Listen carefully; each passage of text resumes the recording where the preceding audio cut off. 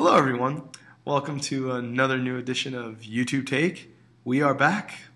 It's been a We're while. back in the saddle again. That is Phil, everyone. Wow. That's only the second. Guys, it wasn't 100% the kids' fault this time. It was kind of mine, and just life happened, and a lot of stuff happened. I was ready every weekend, but. Yo, fuck you, Phil. That's not true. Just Hey, kidding. let's throw us under the bus. Like, damn, I was ready. These two fucks weren't. This is a late night operation, and you gave us like strict rules every fucking week. Like, guys, can't be up too late this night. Well, I mean, when someone comes to you at 3 a.m., let's do the show. That's like, But anyways, I digress. Let's get to the But meat of at it. the end of the day, it is good to be back. This show was always a lot moderator. of fun to do. It's good to be back, and this show is always a lot of fun to do. And I'm excited to It is good to be back. Very good. Yeah. Oh yeah, that's true.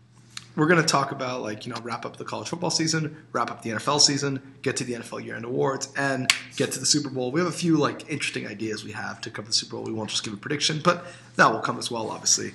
But first, college football came and went. Myself and Markeem did a podcast at the start of the year, previewing the season, where Markeem predicted his bowl game would have been FSU-Bama.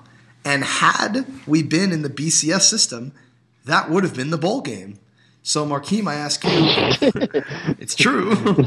So I ask you, the first year of the college football. Oh, we would have got Oregon. No, I think it would have gone to Bama and No. FSU. Remember, Bama would have been the top SEC team, and FSU was undefeated. It would have been better than FSU. Yeah, Phil, remember the rankings throughout the year would have been different. FSU never would have been 3 or 4. They always would have held the top spot. That's true. I forgot. So, but Markeem, the first year with the college football playoff, how was it? Give some thoughts on its introduction to college football, the teams that were selected, and of course how the playoffs played out with Oregon, FSU, Bama, Ohio State, and then Oregon, Ohio State. I was worried. Not gonna lie to you guys. Y'all remember how I kind of rebelled the thought of a playoff system? Not necessarily it being a playoff system. I just didn't want the season to be ruined. Y'all remember that, right? Yeah. Right. You didn't want them to end up getting the thing is, games where they rest players. I remember that you saying There that. you go. Yeah. But I will say this: for the first time in my life talking college football, I was calling games elimination games. It was kind of cool. I'm not gonna lie. The 14 format, I love it. I hope they never change it. I think it's perfect. I think that somehow it was able to keep the intrigue of the regular season and even the bowl season, and plus give us a better champion. Again, I think the teams they chose were perfect. They did the most this season. Were they the 4 best teams? We'll never know. I'm sorry, it will never happen. We'll never know. But they had the 4 best resumes and played itself out. I'm perfectly happy with what happened. Perfectly happy with it. Thought the season was amazing. Thought it was one of the best seasons I've ever seen. I think the one thing I'll add real quick, if Mark, I don't want me to jump in or whatever, but I think the cool thing that just being trying to get more and more into college football and, the grand scheme of things and trying to watch more teams, I think it made you want to watch out more because you wanted to know, you want to know more about teams and you want to know, how they're doing so you can really know the playoffs and how it works. And I think that it really showed, because I like the system. I think one flaw in it, I'll say, is I don't see why they had to have to do a ranking every week, and I think that's why a lot of people wanted TCU. I agree. I think that's what a lot of people, including myself, kind of thought TCU got shafted. I think we wouldn't have thought they would have got shafted if they wouldn't have done weekly rankings. I think Markeem pointed it out, and I agreed to him with him about that because I think that's what really made me want TCU in it. Ohio State, of course, played great and proved me completely wrong and did great. So, we'll see. But I thought it was a great system. I think it actually shows that teams need to book great games in the regular season so that they can get to that spot. And a team like TCU, that conference needs a game, and they need a championship game. I don't see why I don't think it's fair that they don't have one, but that's on them. And I think it's on their conference. Markeem would know more about that, but I think that everyone needs one. Yeah. I think everyone needs one. They opted to get rid of the championship game because they wanted to focus more money on basketball. Like, come on, when has the Big 12 ever been a basketball conference? It's Kansas and no one else. Like, what? Right. Like, you know, why does that even matter? I don't understand. And they ultimately pay the price for it. Yeah. I know what everyone wants me to say, though. I know what y'all want me to say. The SEC West was the most overrated conference in the history of all conferences. Like, I would have never said that had the bowl season not happened. All the top 4 teams that we was talking about all year, Mississippi State lost. Mississippi got destroyed. Bama lost. You know what I mean? And LSU lost. Auburn lost. Yeah. It's been Arkansas and A&M were the only 2 teams that handled their business. That's hilarious to me. That's fucking hilarious to me. And all year, all I heard, the SEC West is such a gauntlet. And this is why I say no matter what, you can never get rid of the Bulls because we would have never known this had the Bulls not still been around. I think it's beautiful. I laughed my ass off. Every time, and it was funny because I saw this coming. I was like, Ole Miss is, I thought they would lose. I think they'd get killed like that. But pretty much every single one of them I picked, except A&M. I thought A&M would lose, but I was right on the money. You picked Bama to lose to Ohio State? Oh, no, not that one. No, that one too. But the rest of them, I was talking about like not in the playoff. But the rest of those games, I was right on the money. Well, right on the money. Let me ask, why'd you predict the Georgia Tech win over Mississippi State? Because they're not that good. Dak Prescott sucks. He sucks. Wow. Sucks. He is Tim Tebow with intangible. Tim Tebow was a wimp. He'd be Dak Prescott. Wow. Come on, he's terrible. He's completely terrible. So you don't have him as a Heisman? I feel like I'm insulting Tim Tebow even comparing the two. You wouldn't have Prescott as a Heisman candidate next year then? No, hell no. He's one. They will lose to someone they should beat next year. A few times. Because he's a wimp. He's an inaccurate wimp. Damn, I didn't know you had such He can run. How'd you have such precise character judgments on Dak Prescott? What did he do? I know there's the famous story of you seeing Colin Klein do the throat slit, and you knew that he was someone special a few years back. Did Dak Prescott do anything to piss you off? Every time they need a play from him, every time a big play was needed from him, at any moment of the season, whether it be first down, 2-point conversion, whatever the case was, he would fuck up. That's his game. That's his MO. He's a big fuck up. It's that simple. Damn. Well, all right. So after that commentary on that division, any thoughts on? I'm going to name a team, and I just want you to talk about just the general narrative behind them for the season. First off, I think we should start off with all due respect to the national champions, Ohio State Buckeyes. Dear God, everyone was wrong on that team. Everyone was wrong. I don't think if you would have told me before the season that Michigan State, would lose to them by 19 points at home, you're crazy. Come on, bro. Who the fuck saw that coming? Yeah, if you would have told me that they would have went into East Lansing and blew out and destroyed them in the air, I'd be you're a liar. You know what I mean? If you would tell me that Braxton Miller would have went down and this kid from out of nowhere named J.T. Baird will be a top 5 Heisman voter, I'd be like, you're lying. If you would have told me that said kid would have hurt and Cardale Jones would have went in there and looked like the second coming of Charlie Ward, I would have called you a liar. Urban Meyer is I think Saban is the best. I think people are quick to jump the gun because, the last few seasons, dear God, they didn't make it to the national championship game. Dear Lord, oh my God, it's really. But people quick to jump off the wagon quick. But right behind him is Urban Meyer, dog. I told people that Urban Meyer was a top 10 coach of all time. People laughed at me. But with him going to Ohio State in the Big Ten, not getting the SEC recruits like he did at Florida, not having, Ryan Zook's recruits like he did for the first championship, for him to just there and go through what he went through this year and pretty much dominate the most high-powered offense we may have ever seen in a national championship game, this dude's one of the best. I think I look pretty good by saying he's a top 10 coach of all time. I don't know about y'all. What do y'all think? I think I look pretty good. I think you're pretty good with that. I wouldn't worry too much about that. What I want to he's amazing. He's amazing. He's amazing. Where you mentioned this on Twitter, but best coaching job and best coaching performance in all of sports. Man, look, okay, Rick Pitino, when he made it to the Final Four when they lost to Kentucky, is up there. What's another one? What's another good one? Jimmy Valvano leading NC State to their first basketball national championship. Yeah. Larry Brown and the Pistons beating the Lakers that year in the finals. Yeah. There's a lot of, but this is like in the mix with all those, man. The Miracle on Ice, I forget who the coach was. Wasn't it Scotty Bowman? Scotty Bowman was I think so. To the US team. Yeah, that one. You know what I mean? You got, you got Jack McKeon for the Marlins. Wasn't it the Marlins? Yeah, when they won. You know what I mean? When they beat the Yankees that year. Like, it's a lot, but he's right there with all of them. He's right up there.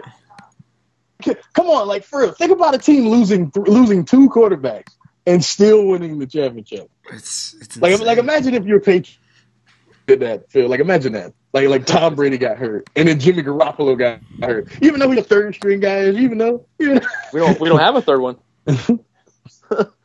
Exactly. We imagine have one of the practice squad. It's crazy. Just crazy. All right. I mean, I told you this. I said it's crazy to know. I tweeted you this. I tweeted this out loud, and you like exactly. It's like, it's hard. It's crazy to believe that, like, all that. There are probably players out there that we'll never see ever that have skills, but they're on the bench, and unless an injury comes, we'll never see them. It's like that's a sign of there's actually good players out there that will never see the field. So. I mean, but I'll tell you this though. Urban must have told him that he's coming back to start next year. I was going to say the same thing. I would have went to the league. I think that's a guarantee. Because like he must know, like he must know he's going to start. That must be what's going. And like JT Barrett must be transferring. I know Braxton Miller's gone. Like, he better leave because there ain't no way in hell he gonna start. So, do you think Miller or Barrett's going to the NFL, or do you think they're just going to transfer? I think Miller's going to transfer. Barrett's too young. Yeah, he that's can't. Right. He was just, right. That's right. But Miller could, right? But yeah, he could, but he better not. He's not ready. I'll say this too. Watch Les Miles will go after one of them. I don't know which one, but he'll go after one of them. What was I gonna say? But wouldn't JT Barrett also, like, maybe it's like an ego check, but like stay at Ohio State for just 1 year on the bench? Cardell Jones leaves, then the job's yours again? Would you do that? I mean, to get a chance to play with Urban Meyer? You'd have to give me a pretty tempting offer for me to say no to that. Nah, like you almost won. Think about it. You almost won the Heisman this year, kid. You really gonna sit on the bench and watch some other guy play? That's true. Well, it's not. I see what you're saying, kid. But like, I think it's more of like if they have a shot. He's also trying to get drafted. Right, yeah, I mean, that's what I was thinking. Like, if you have a shot to play, say, like you said, Les Miles, I'm just using that example. But, like, Les Miles comes to you and says, if you transfer, you'll start. Like, no one's going to pass that up. For clarity, I would take the Les Miles deal. Right. I'm just saying, I'm not sure the answer is transfer to wherever. No. I think you have to start. You have to know you're going to start. I mean, if I guess what you're saying is that like, if you know you're not going to start somewhere, then I would say. But. I wouldn't be shocked. I wouldn't be shocked if Art Browns went after one of them too. He's going to need a quarterback next year. So you're pretty sure that Cardell Jones is going to start? What other reason would he have to come back? School? I don't know. Really? School? Really? Maybe fear that he's not ready. It'll be an interesting situation. No, he's not ready. He's a mess. Like from the waist down, he's a mess. He doesn't step in his throws. He has happy feet. He has that shit Eli Manning had when he first got drafted, where he's constantly moving and not actually, setting his feet and throwing the football. Like Cardale Jones has that horribly. He relies totally on his arm strength. He throws through the tightest windows. That would be interceptions in the league. He has a lot of problems. He's not ready, but still, like somebody, you know what I'm saying? Like with his performance, somebody would have took a chance on him. So I don't know why he came back, unless he knew he was going to start. Do you think, I've heard there's also the rumor that FSU would go after Braxton Miller. Do you buy that? Yeah, I believe that. That was the big rumor, like towards the end of the season, that that Jimbo would go after him. But we'll see. Braxton is not really the type of quarterback FSU has, though. I'm just like, if you look at like Christian Ponder, EJ Manuel, Jameis, like, I don't know, Braxton just seems like a completely different scheme change. He's a better EJ Manuel. I guess. Fair. I got a question, Markeem. I don't know where you're going next, but just a quick. I'm sure we'll do a video one day about this. Maybe, I don't know. But right now, if you had to have Jameis Winston or Marcus Mariota in the NFL, which one would you choose? You're killing me, Phil. You're killing me. I thought it'd be easy, but I'll say this. Jameis has the NFL ready. Like, he's coming out the most NFL like system. I think Braxton Miller. I think that Marcus Mariota has better arm, like better accuracy. But I'll say like Jameis has like better arm strength. Like Mark better field vision. Like they each have their own strength. But I feel like Marcus coming out of the spread wouldn't exactly benefit him just going straight to the league and starting immediately. I feel like Jameis could immediately and give you some level of success early. Like he needs a little while too. He'd give you some level of success early. But if Marcus Mariota has to start right away, it's an awful idea. He's gonna suck. Here's a better way to phrase the question: who should the Bucs pick? If they want a quick fix, Jameis is probably the better way to go. But okay. Oh no! Years from now, Mariota could turn out to be like Aaron Rodgers. I've waiting. Who knows? Who knows? Do you think the Eagles should, are you hearing the rumors that the Eagles are going to try to trade up to get Mariota? Do you think it's worth that? All that they would have to give up? Oh hell yeah! I would love that. So coach him? Oh yeah. It would. Kind of. Yeah. All right. So quickly before we move on to the NFL season, I just want to throw. I'm going to throw the names you expect me to mention, just like quickly, run down if there's anything other notable you want to talk about them and what they did. FSU this year. I think that people were overstating the fact that they struggled, the season. Look at the ACC bowl record this year. That was a pretty damn good conference, and I think that they just weren't as good as we thought. But the ACC was a lot better than everyone thought, except me. You know what I mean? So that's a good conference, and they struggled, but they won the conference and ran the table through it. And then all the people talking about, well, they didn't deserve to be there. Look, they barely survived. Like they played some good fucking teams. Whatever. I want to talk about a game real quick. The game where Oregon, things just got out of hand. Like if people actually watch that game, it was actually really close in the first half, and then Dalvin Cook fumbled 2 straight times, and then the game got away from him. So if you watch the game, to say they didn't belong on the field is ridiculous. Like if you watch the game, you saw what happened. You give Oregon turnovers, they convert every time. It's that simple. That's what happens. Whatever. I don't know what I'm talking about though. Not like I've been watching college football for like 26 years. All right. Not the case. Not the case. Now we move on to Oregon. Any notes on Marcus or anything they did this year? Oh, they proved me wrong. I thought that team would struggle with physical teams like they do every year. But Oregon's physical now. Like, I like the mentality that Helfrich has brought there. I mean, I don't think he's better than Chip Kelly like some people are saying, which I think is nuts. But I like the mentality he has there now. Like, defense is important now. It's not like your afterthought. It's important. If you look at their recruiters, like the guys they're going after, it's defensive players now. He wants to buffer that defense. Like, I think in a few years they could win a national championship. And when Chip Kelly was there, I would have never said that. So think about that. Wow. All right. I think he has the idea for a winning formula. I got you. Bama. You said Bama? Oh, they did what I expected. They were easily the best team in the West all year.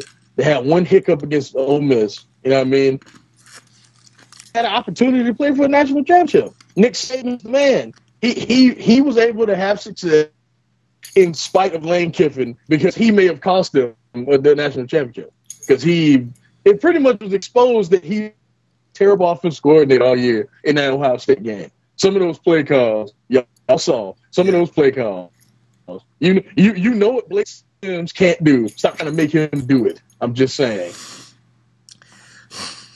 But he's coming back, Markeem. No, he's terrible. He's awful. And somehow, after they get rid of him, he will get a head coaching job for some school. It's going to happen. Will you say this about Lane Kiffin? Just given how much hype Marquise Lee had at the start of his career at USC and like the type of season that Amari Cooper had, do you think that he at least can get some credit for these like top wide receivers developing really well, or do you think he just happened to get two great receivers on his team? There you go. You said it. He happened to get two great receivers. That's what happened. Fair enough. Good for him. All right. Whatever. Now just his game plan all year forced the ball to Amari Cooper. Not a bad game plan, but I'm not giving you credit for doing something that most coaches would do anyway. Getting the ball to your best player as often as possible. Really? You want credit for that, dumbass? You want that? Out of here. All right. Now I want you to the last team we're going to mention before we get to like the most surprising thing. I'll say them in a tandem. TCU, Baylor. Talk about them both and the whole Big 12 thing and blah blah blah, all that jazz. Phil hit it right on the head. They need a title game. Like, I'm sorry. This conference will always be looked at as inferior because they don't have a title game. They need a fucking title. They had a title game back when they cared about football. For some odd reason, they think that they can get better at basketball, and they are better at basketball. But all of the money needs to go to football. You have Texas. You have Oklahoma. Come the fuck on. Like, I think it's pathetic that Oklahoma and Texas look like shells of themselves right now. This is college football we're talking about. The Red River rivalry is essentially nothing now because they care more about basketball than they do football. It's pretty sad. TCU is a great team, though. So is Baylor. But I think that Art Browse needs to buff the defensive line because when they face teams that are big, they can run right at them. And that's it. I mean, once the run happens, they give up a lot of big plays downfield. He needs to recruit defensive linemen. Like that needs to be like public, main objective. Defensive linemen in recruiting because that's what we need. And TCU, they're gonna be better next year. So yeah. And I wouldn't be shocked. I wouldn't be shocked if they were preseason number 2 next year. And we should remind everyone, it is on Markeem's record. He will never pick TCU for the rest of his life. So. Somehow they'll fuck it up and lose the Big 12. But before we started on the show, I was like rereading our old record, and I reread Markeem that he couldn't pick TCU, and he told the story of him wanting to pick them against Baylor earlier in the season, and well, I would have picked them. I would have went back on my word and picked them for that game. I would have picked them. and they fucked it up. Yeah. All right. So that's our college football wrap up. But before we move on to the NFL very quickly, we just have most disappointing and surprising awards for a team and a player. I'll try to think of one like I don't know. Like if I don't have one, it's not a big deal. I'll ask Markeem, obviously. Phil, if you have anything you want to throw in there, you might as well. Like we'll go by ear, but I'll ask you, Markeem, who was your most? I know who Phil's most disappointing team should be. It should be his Should own. be easy for him. Yeah. That's stupid ass defense. They're second. They're second for me, but they're not for the most disappointing team. Hands down was UCLA. Like everyone, weren't they the sexy pick before the season? Everyone was picking them to win the Pac-12. Everyone, including me. I picked them to win the Pac-12. They bought back everyone. They bought back literally everyone except Anthony Barr. Literally everyone else, and somehow they ended up being in the middle of the pack. I don't get it. I don't understand how that happens. The offense. Like I don't know if you can even call them offensive line. The players that played in front of the quarterback did not show up this year. It's pretty bad, man. It sucks because Jim Moore Jr. is a good coach, and now the fans want him out of there because we had all this talent and we finished like this, But it kind of sucks. Now, most disappointing player, I guess I got to go with Jameis Winston because he had a good season. But come on, bro. Like you were given, Rashad Green. You were given Nick O'Leary. Tight end. Yeah, Nick O'Leary. And Dalvin Cook came on at the end of the year, and yet you threw them out of a lot of situations this year. They survived Florida, but they shouldn't have. Nigga, 4 interceptions. Yeah. Like when that game started to get out of hand in Oregon. And and I'm not I'm not saying Oregon didn't kill them. Yeah, they did. But like I said, the game was close. But Jameis Winston should have threw them back in the game to make it at least look respectable. It's not like Oregon will world beat us on defense. Their defense is better, but come on. Like I thought he'd be in New York, and he wasn't. Didn't deserve it. Yeah, didn't deserve it. You have to go with Jameis Winston, in my opinion. Most disappointing player. Well, what about most disappointing team for me is probably South Carolina, just because I thought they would be very well this year. Jameis is the easy call for disappointing player. Surprising, on the other hand. Do you have a surprising team and a surprising player? Surprising team, Ohio State. True. Anybody that said they saw this coming is lying. They're lying. And most surprising player, JT Barrett. Never heard of this motherfucker. Never heard of him. Never heard. Cardale Jones would be 2, but he only played 3 games. But JT Barrett, man, like the quarterback of Ohio State, most surprising player. There we go. We'll go with that. I'm surprised Braxton Miller got hurt so early. I'm surprised JT played so well, and who the fuck is Cardale Jones? So there you go. All right, that wraps up the college football season. It was a great season, as Markeem said. Yeah, listening to the teams week by week was kind of like a way to give some teams false hope and all that. But it did make for some really exciting matchups. It did keep the regular season was still a week to week thing. I think partly because of that, people were monitoring that shit, and as a result. No, it was fun to be like, this is an elimination game. I was like, holy shit, I'm talking about college football. That was weird. I was like, wow, crazy. So yeah, very, very, very, very fun season. Things are good so far. Whether or not they change it or whatever, I don't know. Right now, in its current form, it's not bad. That's all I know. So now we go to the NFL regular season sign-off.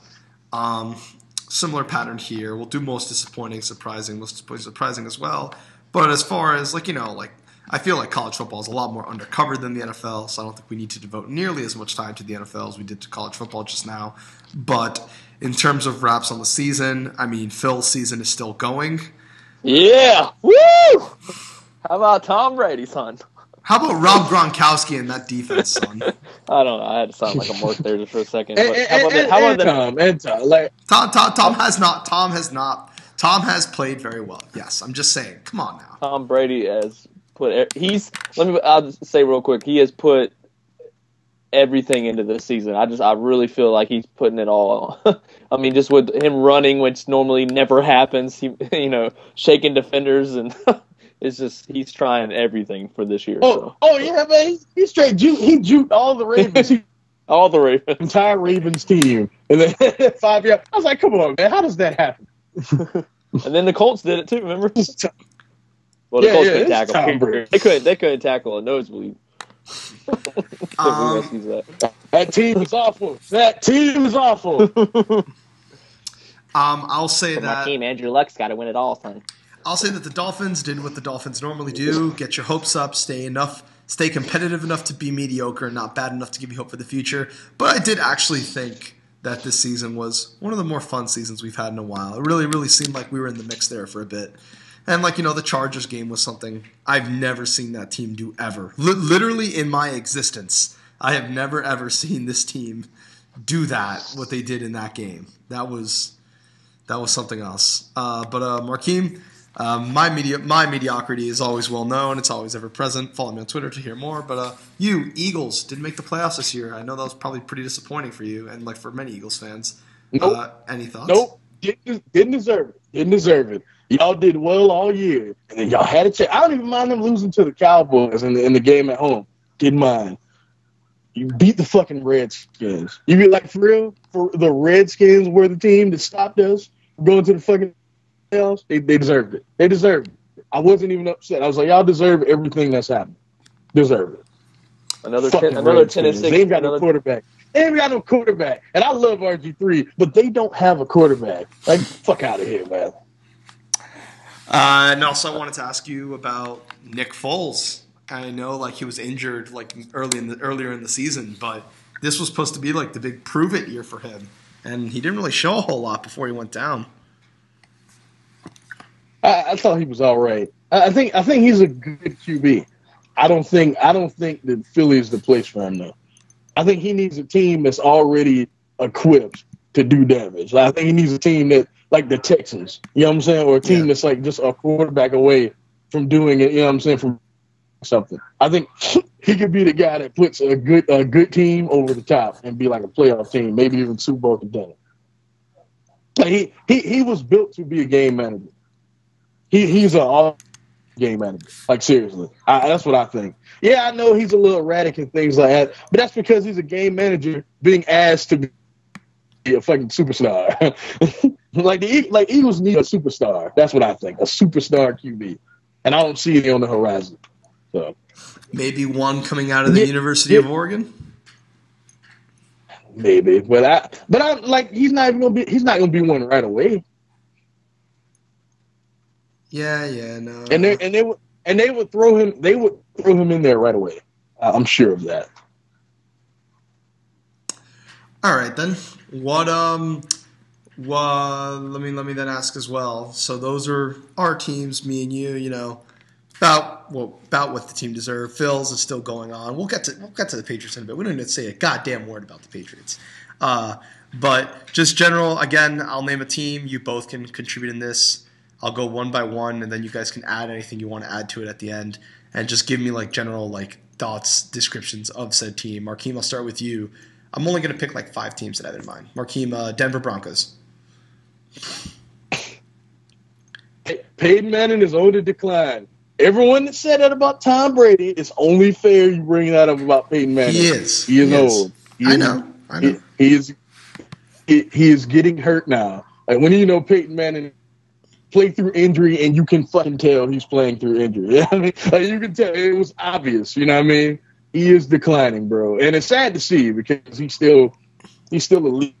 I mean, he's still Peyton Manning, but he's on his way out. I think he should just go and retire. That's what I think. They're not going to win a title. They're not going to win a championship with that team and him declining like that. It's not going. He needs to just go and retire. Most efficient quarterback we've ever seen, arguably the best. Yeah, man. Go ahead and get out of it. They had a good season, but he's declining. They need him to be amazing, and he was not towards the end. So, no. I mean, as the biggest Peyton Manning fan in the world, it just can't be denied.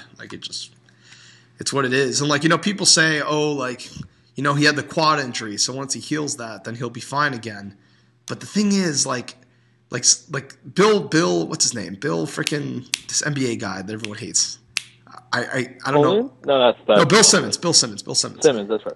Oh, I fucking hate that. Hate that dude. I know. Oh my god, I hate that guy. But he said something about Steve Nash that I thought was pretty good. Where Steve Nash, they asked him like a year or two ago, like, can you still play? And he said, well, that question's easy. If I was only asked to play one game a week, hell yeah, I could be the Steve Nash of my prime. But when I'm asked to play so many games during the week, I just can't hold up. And that's what I think it is with Peyton Manning. If you want like Peyton Manning to play just one game next season, I think you'll see the Peyton Manning of old. But asking Peyton Manning to play a 16-game season and possibly, like try to get him to get you on a Super Bowl run, he's just going to get hurt. I think if it's not the quads, it's going to be something else. I just think his body can't handle a full season anymore. Maybe I could be wrong. Maybe these quad injuries were an abnormality.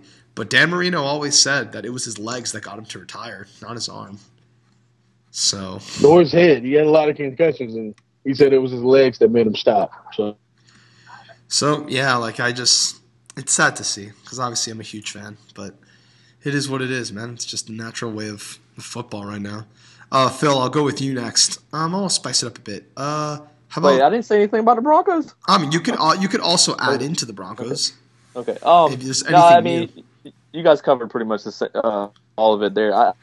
Me and Brian, our boy Brian, some of you may know who that is, but we're talking. It's just sad. If we were watching his last game, like that's even the rivalry between Manning and Brady. I still respect Peyton. I've said it multiple times here on the show. He's arguably the best quarterback ever, and that's coming from a Brady fan. But Brady, of course, will always be my number one. But this isn't about him. This is about Manning, and it would be sad if that's his last game. But I really don't. I'm with Markeem. I don't see this team, especially with a bunch of shakeups. Will they keep both Thomases? I don't see that team really being ready for a Super Bowl run. They couldn't get it. I mean, they couldn't get it done this year, and they couldn't beat that Colts team. I mean, I understand matchups. I understand Peyton being hurt. But that still scratches my head. I literally, and I guess I ate my words for it, but I literally gave the Colts zero chance in that game. Like, I just did not think they were going to beat the Broncos. The Colts defense was awful. It's the magic. It's the magic, Phil. I'll get to that. But I know that's one of the teams right here. That's one of the teams. Yes. But anyways. All right. But I'm just saying I didn't expect it, and I don't think if that team can't beat Indy, they're not going. I mean. But one thing, Brett Favre, I hate to quote the man, but he's the last man to quote as far as talking about retirement. But he was on Mike and Mike one morning, and I was going on my way to work, and I think some of the things he said about Peyton and how you want to get back, but you don't want to go back for all the ins and outs. And I know, right? Him saying that, no, but it did. If you listen to it and you heard it, it did make sense, just not coming from him. But you want to play, you want to get into the game, strap up and get into the game. But when it comes to having to grind it out, Peyton, he's in the books, he's the biggest studier in the game. So for him to have to do all that to go through the year and then on top of it, can his body hold up? I don't think they're going to win a Super Bowl next year. So I don't know. Outside of like a random occurrence or something with teams in AFC, but even then they still wouldn't win in the Super Bowl. But I don't think I don't know what to tell you. As a fan, of course, I'd love for him to come back and see him do something to ride off into the sunset. But it's not. I just don't think it's the fact that you brought up Brett Favre just reminds me of probably like my favorite thing Markeem has ever said. The Brett Favre rant from like 2 years ago. Jesus, man, that shit was insane. Jesus. That shit was insane. And I know how you must feel when you hear Brett Favre say, "Oh, who loves the grinding and the preparation and the training camp and all that bullshit? Why not we just?" Know you don't. We know you don't. Right, like I said, we know he doesn't. Jesus. All right, let's move on. So Phil, have you start with this? No. That is the toughest athlete I think maybe in history. The dude's one of the best quarterbacks ever. But fuck him forever for that. Fuck him forever for the way he retired. I hate that guy. I do. Anyways, okay, Phil, I'm going to say another team. I've got a list of 5 here. Obviously, the Super Bowl teams are not included, but Arizona Cardinals. Man, I feel bad for the quarterback rotation of that team that they had to go through this year, where even Logan Thomas wasn't even possibly even able to be considered. And I'll let Markeem go off on that dude. Christ. When your starting quarterback is Ryan Lindley, if I remember his name correctly, to be honest, that's how bad it is. You don't even know the guy hardly. And I didn't know much about him anyway, but I knew that they threw stats out there about his, how he hadn't thrown a touchdown in however many throws or games or whatever. But man, that defense showed up. I mean, I thought all year. I know a lot of people were saying, "Oh, they're overrated." I really thought with a quarterback, man, that team could have maybe gone even further. But just this injuries just started piling up, and I mean, I think Arians is doing really good with that team. I think next year, if he can get a solid quarterback, I don't know if they're not going to be in any position to draft one, but. That I actually thought before, if the Broncos wanted to move on, that would be the only place I could see Peyton going to even have a shot at the Super Bowl. But that's interesting. Cardinals are impressive. The defense is good. I think they really are missing and they kind of need a quarterback to keep Larry Fitzgerald. I think also, but I mean that's just some quick thoughts about it. Keep Larry Fitzgerald. I mean, not that it's a but he's still decent. To quote a title, to quote the title of my favorite David Fincher movie, he is gone, girl. He is gone, girl. Out the door. Oh, you think he's gone? He's gone? Oh, no matter what, he's fucking gone. He's gone. Good riddance. He deserves to be with a team now that has a better quarterback play. All right.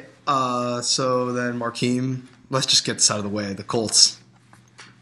Oh, hold on. I want to talk about the Colts. Yeah. I mean, okay, you could just jump in to add it. You don't need me to introduce you. Go. Okay, Cardinals. Yeah. The defense is top 3 in the league. The offense, even before Carson Palmer got hurt, was really not that great. I mean, they were good. The offense wasn't that great to begin with. And they lost Ellington too. I forgot to mention that. Ellington. Oh, yeah, that too. I think they need to look towards the draft and build a guy that plays behind Carson Palmer next season, because I don't think he's that great. I think he's good. I think at this stage of his career, he's just a good quarterback. You know what I mean? I don't think he's a world breaker or anything like that. I think they need to look towards the future with one of the young guys. I don't know, but someone.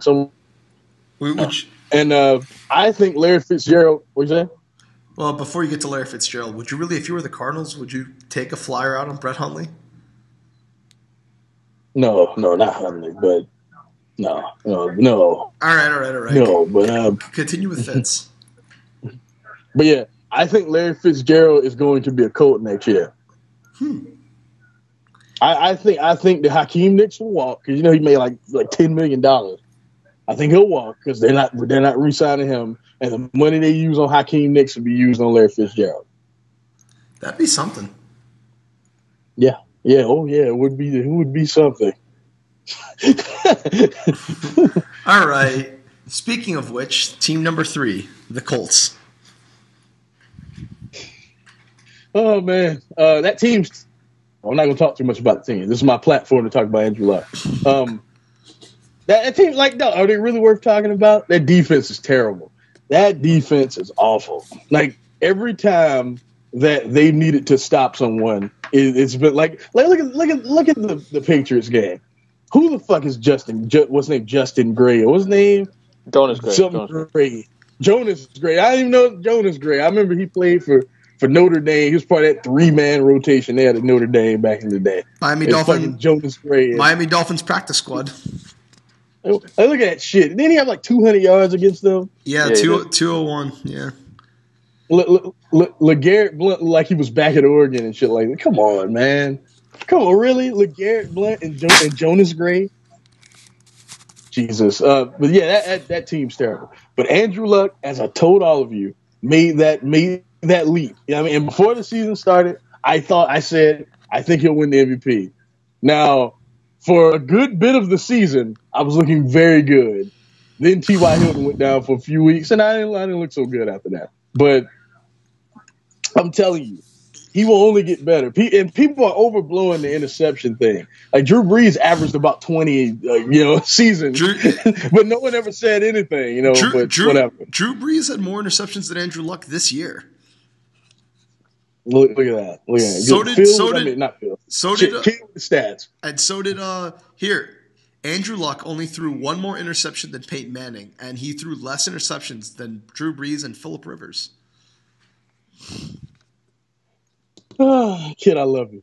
It is, but yeah, he's asked to throw the ball so much.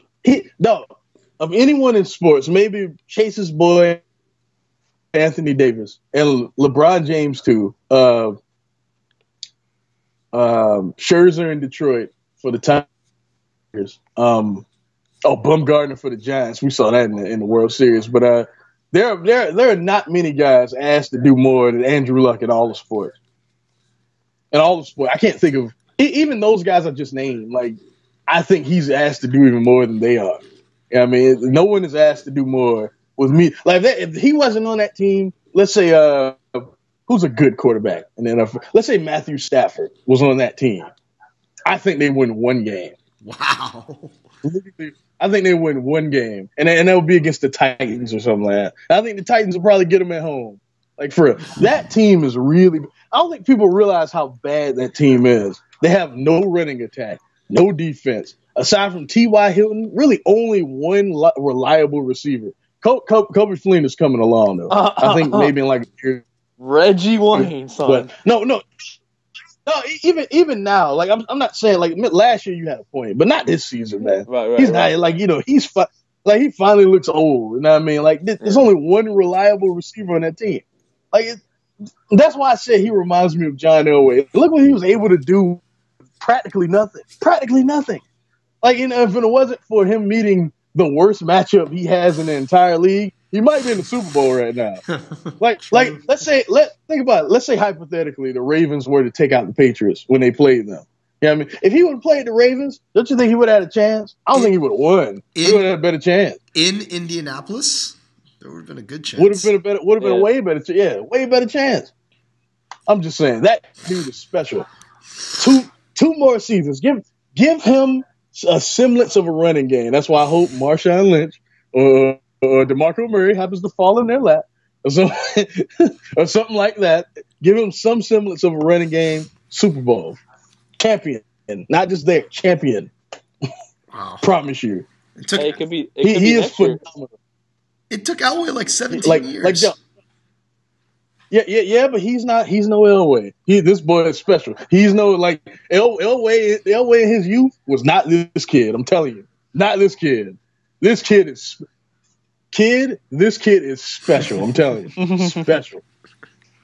It's like remember back when like Lynch was really young and we were like, oh my god, this dude, boy, when he finally gets it together, he's gonna be amazing.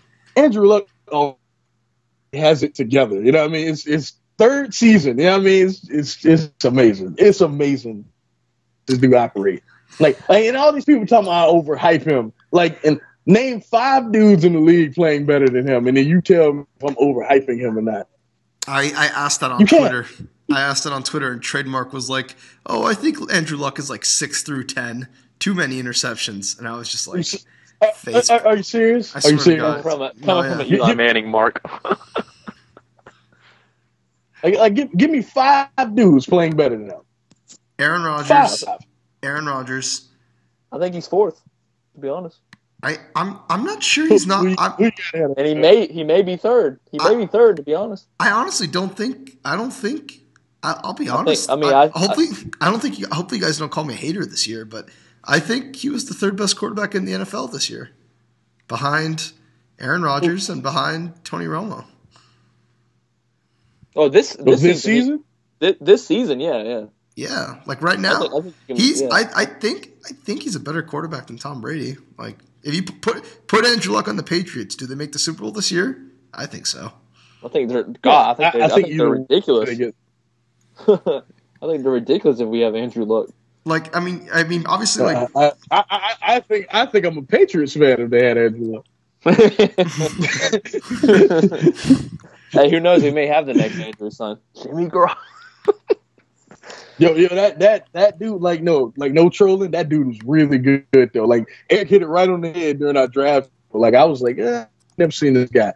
Yo, that dude is legit. When Tom Brady leaves, it's gonna be a drop off, but not for long. That dude's really good, man. I like to hear that. God damn it. And they're gonna have So anybody that hates the Patriots, get ready. I am. We'll hate 'em more. I've been preparing for this. You think? Don't you?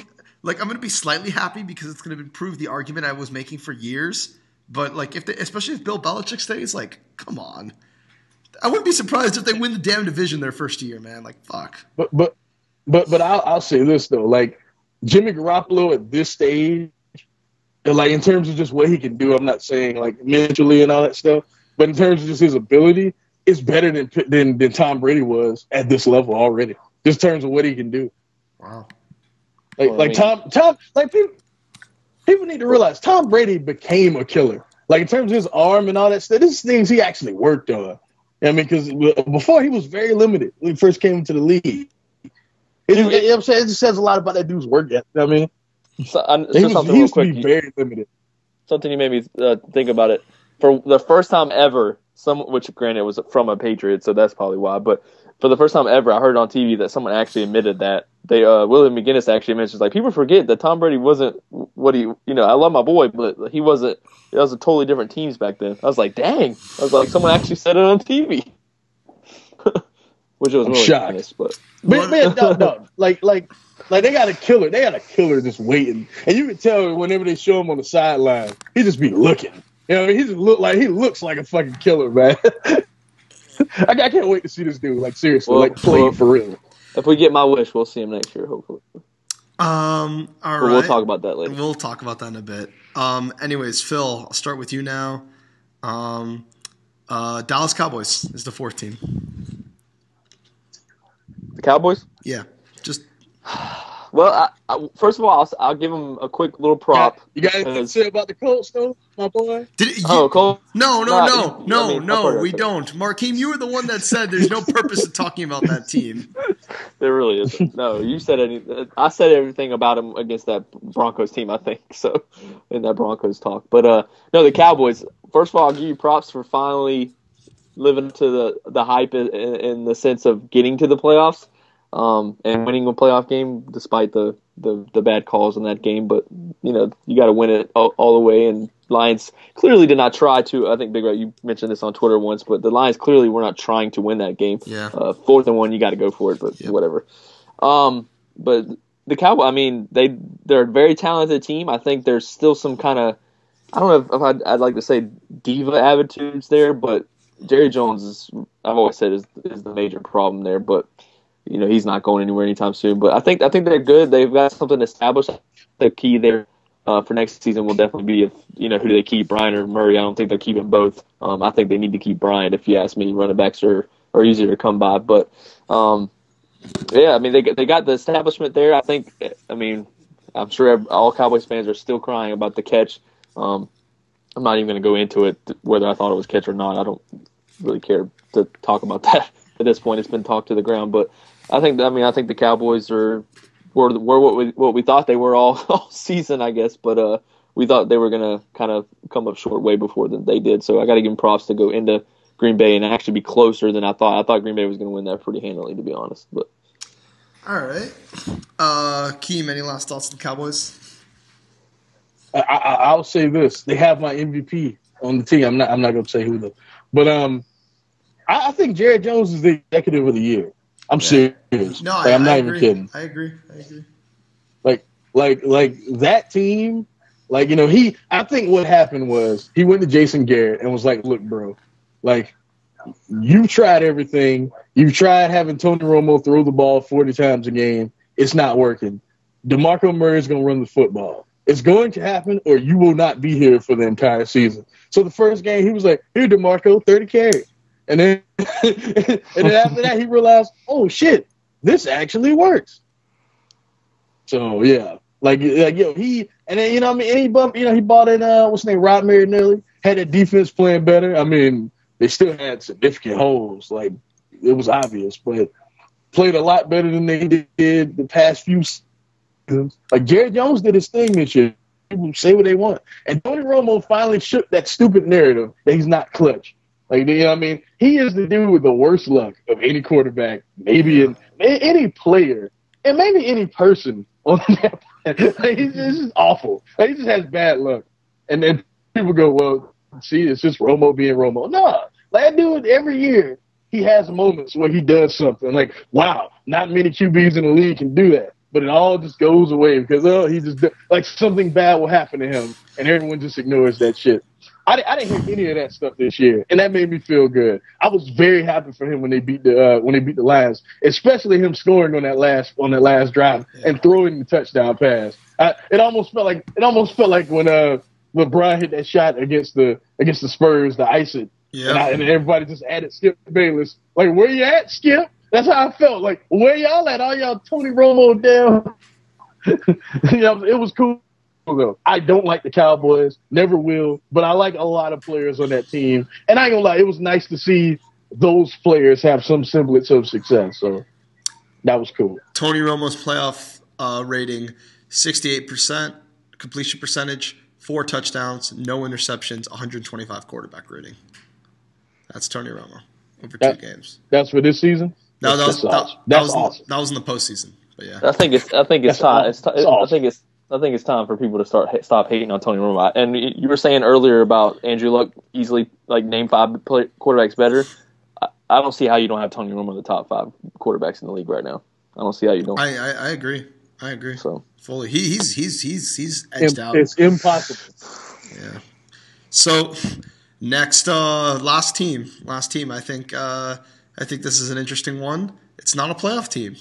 Markeem, the San Francisco 49ers. Oh, dude! I wanted to talk about. I forgot about that. Thank you for bringing them up. Yeah.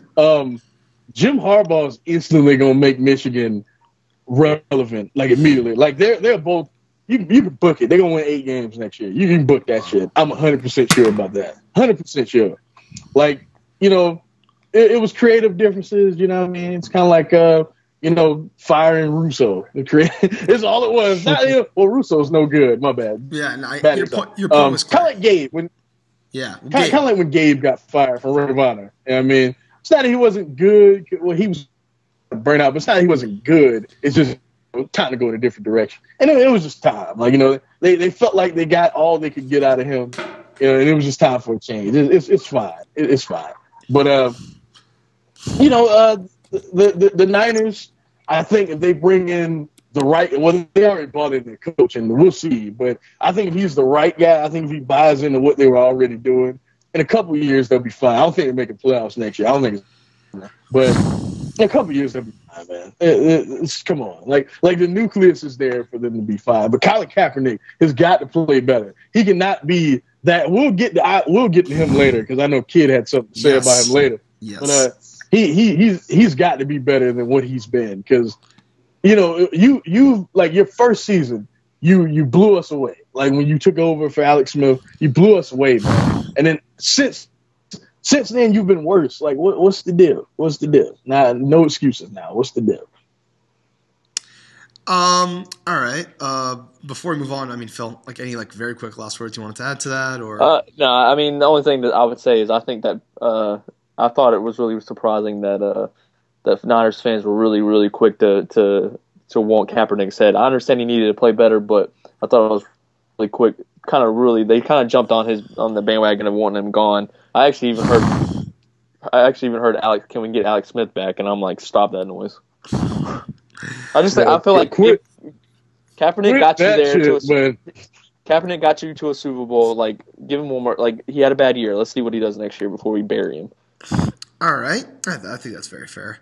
Most disappointing, same thing as the college football one, most disappointing and surprising team, most disappointing, surprising player. We'll rotate around and everyone can contribute their own choice, if they don't agree. For most disappointing team, I think we all have the same one. We talked about it before the show. Markeem, would you like to let us know who it is? I think it's clearly the New Orleans Saints, but if there was a second, it'd be the Carolina Panthers. But they still made the playoffs, so... But, the Saints, man, my God. You have Drew Brees.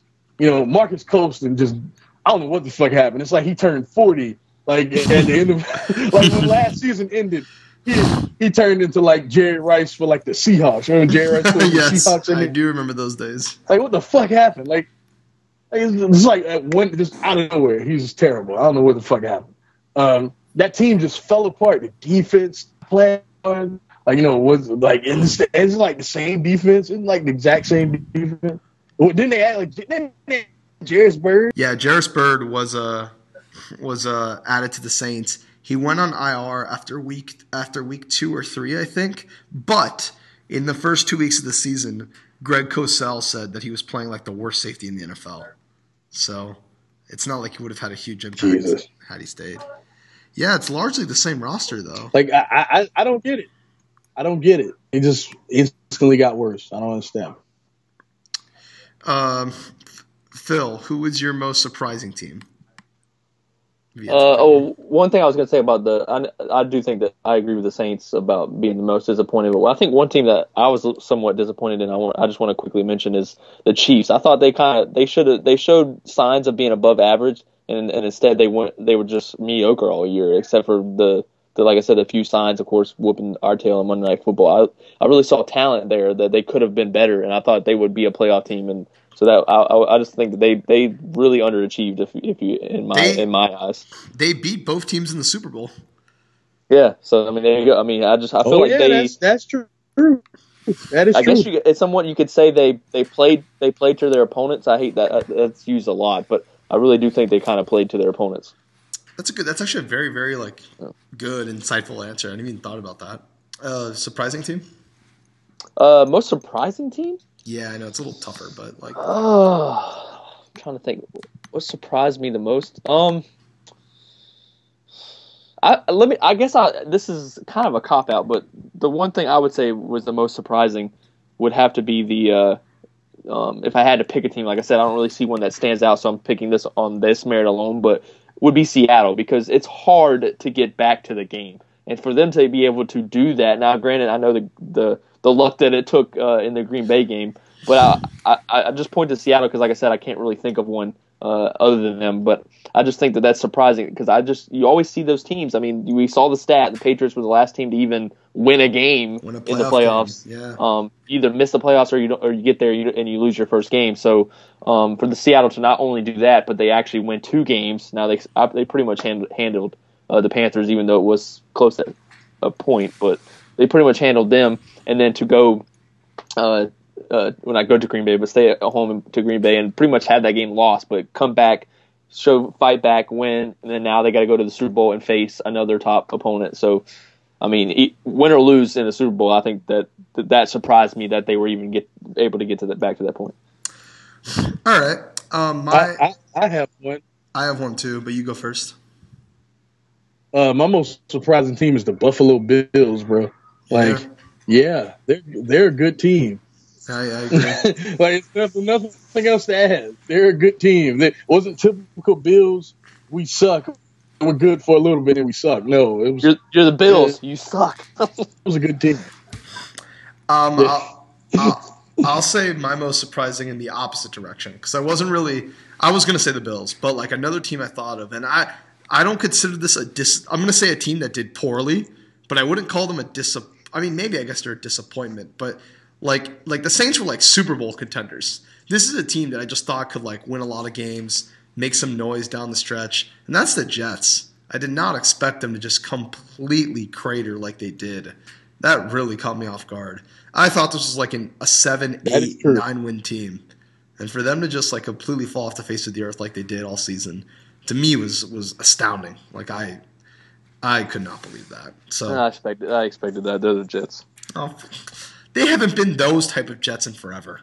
That's true. That's true. But Rex. I mean, but there's just been, to me. I mean, I'm not just trying to sound like a fanboy here, but I'm just saying I thought the signs started slowly pointing to that because Rex just didn't have the team anymore. All right, then we have most disappointing, surprising player. Markeem alluded to this earlier. My most disappointing player, I think we both agree on this, I don't know about Phil, is Colin Kaepernick for a lot of the reasons that we've described. He just completely struggled a lot this year. I got another one I want to add, All right, go for it. and that's Drew Brees. Like, I think he's gradually been getting worse for like the past 3 years. It's been slight, but you can still notice it.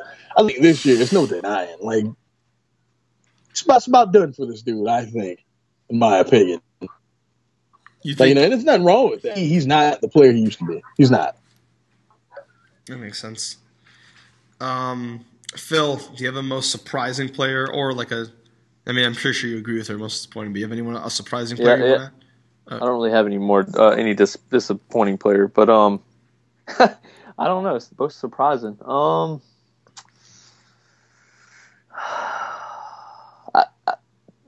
don't know. Nothing I can really say. I mean, I'm surprised Gronk is healthy. I am but too. As a joke, I'm- I was scared. As bad as I hate to say that about my boy, but I was scared. I didn't think he was going to make it. But Hey, it's not over yet.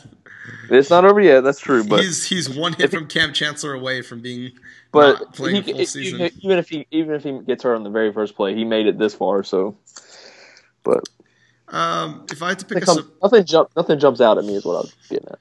for me, if I had to pick one, just like someone that I really like, that did like a lot better than I thought they would. Surprising like in a negative connotation, maybe Nick Foles, but I kind of had a feeling that he wouldn't be as good as he was. I'll say Eli Manning. I know a lot of that is Odell Beckham, but Eli Manning was fucking terrible last year. I was telling everyone that I thought this was going to be his last year, and I thought he was going to crater again and maybe even get benched and go back to those days.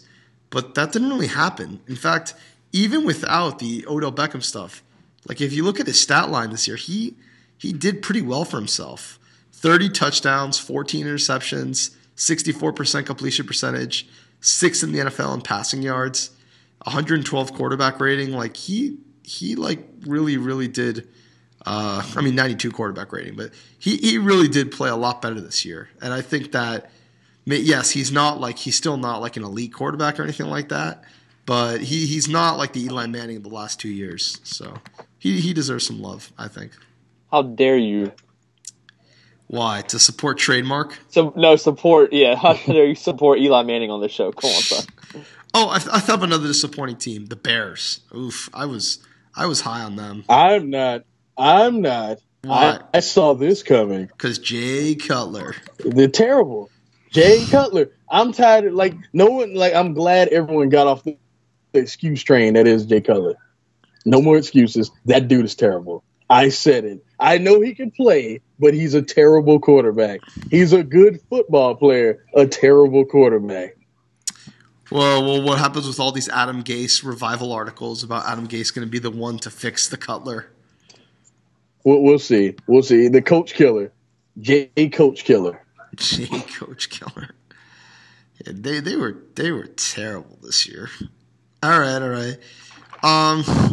Anyways, so that was most disappointing, most surprising, and all that. Now we'll get to our end of the year awards.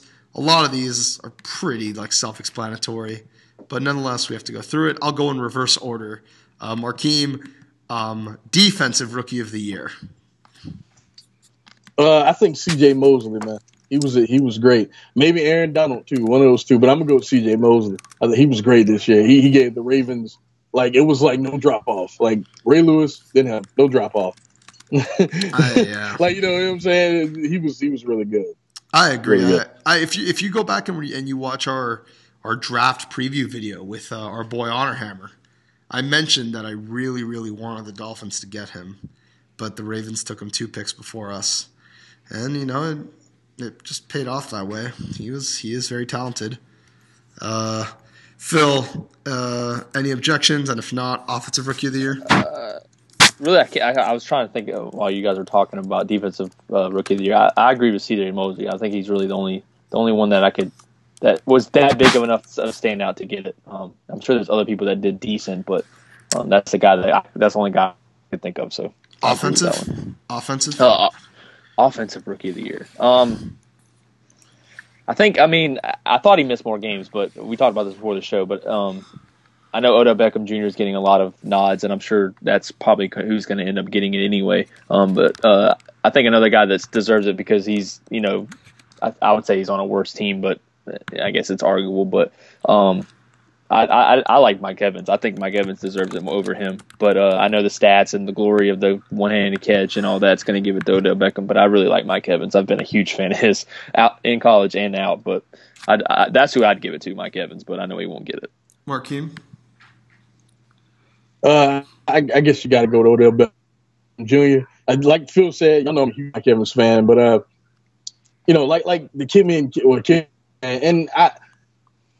Not quite to that level, but he was on a Randy Moss type of run, especially like towards the end of the season. But remember Randy's rookie year? It was kind of like that, bro. Like he was cooking. Like I'm not gonna lie. When Victor Cruz comes back, it's gonna be something to watch. They're going to be an interesting team to watch next year. It's also Tom Coughlin's. It's Eli Manning's contract year as well. Giants to win the Super Bowl, of course.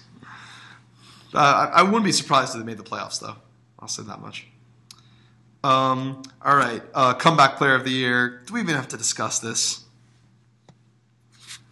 Well, it's obviously Gronk, but another dude I want to mention that that a lot of people won't talk about is Darrelle Revis, because when he was in Tampa, everybody was like he's done. I think a lot of people didn't watch Tampa, by the way, because he still was pretty damn good. He was good.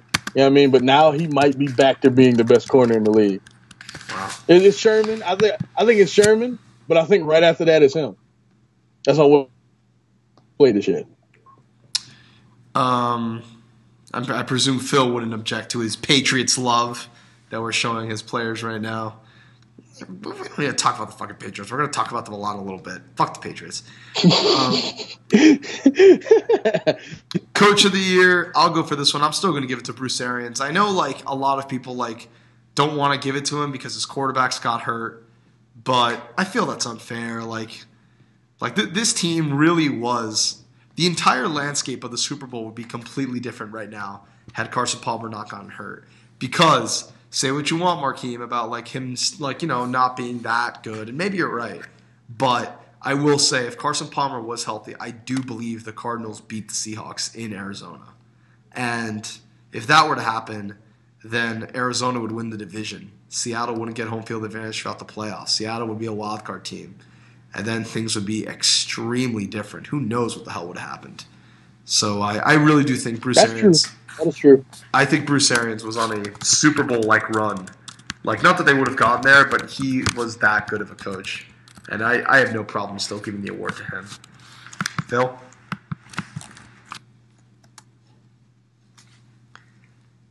Which Phil? Phil. The only Phil. Sorry. I muted it, apparently. I didn't realize that. But yeah, I think I agree with you on the Arians pick. I think that's a good pick. But my pick is for Coach of the Year would probably, like I said, I don't know why it sounds I can't believe I'm saying this over and over again, but it's hard to go back to the Super Bowl, man. It's one thing to get there, to get back. I gotta give props to Peter Carroll on what he's been able to do in Seattle. As much as I want that team to suck balls in 4 days, but I just got to give props to Pete Carroll, and I think that to do that into back-to-back years like that, I mean, I wouldn't mind if I feel like he deserves a nod at it, whether or not he wins it or not. Markeem? All right, Arians has been sensational, dog. But y'all gonna be shocked. Y'all gonna be floored by this. But I'm gonna go with Bill Belichick. I'm not that shocked because after the Chiefs game, this team was done. They sucked. Tom Brady needs to retire. They can't stop anyone. How you let the Chiefs put up that many points on you? Y'all can't score anymore. Y'all have no running game. Blah, blah, blah, blah, blah, blah, blah, blah. They in the Super Bowl. I'm just saying. It's kind of amazing. He is top 3 all time, bro. He is a true god among modern day coaches. For real. That dude's pretty amazing. I do love how he threw the gauntlet down in that press conference, but I understand your pick, Monkey. I'm not going to give you any flack for that. What Bill Belichick did was great. And yes, he does deserve a lot of credit for this. I just feel that some of the guys they have on their roster, like having a healthy Gronk, is also a big part of the reason why they're in the Super Bowl, because Gronk wasn't healthy those first 4 weeks. And I'm not saying that's like diminish Belichick's coaching. Like, he did a fabulous job scheming, maximizing talent, everything. I feel like the names we said, if you throw someone else in, you don't know anything about football. I dare motherfucking Jason Garrett. I swear to God, I dare you to do that. Anyone, I dare you to do that. Do that in the comments. Do that in the comments. So I want some idiot to do that in the comments. What about I will personally find you. I got a name for you. What about Chuck Pagano? Oh, hell no. I don't think he's as bad as Big Rat claims he is. He's a bad coach, Phil. I don't think he's as bad. He's pretty awful.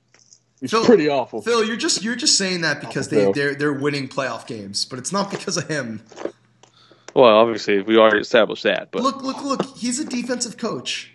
Why is his defense so bad? That's true. All right. Offensive and defensive players of the year. Can I presume that none of us is giving the MVP to J.J. Watt? If that's the case, then we're not even going to discuss this. It sucks. It sucks, but yeah, no, I'm not giving it to him. Then we're not even going to discuss the award. All right. Defensive player of the year? Yeah, I think that's a lock. Well, he's going to win, and he deserves to. But like, that's my choice too. But I want to give a little bit of props to Justin and Luke Kuechly. Justin Houston almost had the sack record, and Luke Kuechly is, if it were for J.J. Watt, the best defensive player in the game. So no, that's more than fair. More than fair. Justin Houston, it is unfortunate that he didn't get the attention he deserves because of all the J.J. Watt highlights and touchdowns and all that jazz. All right. Does anybody have a different offensive player of the year from their MVP?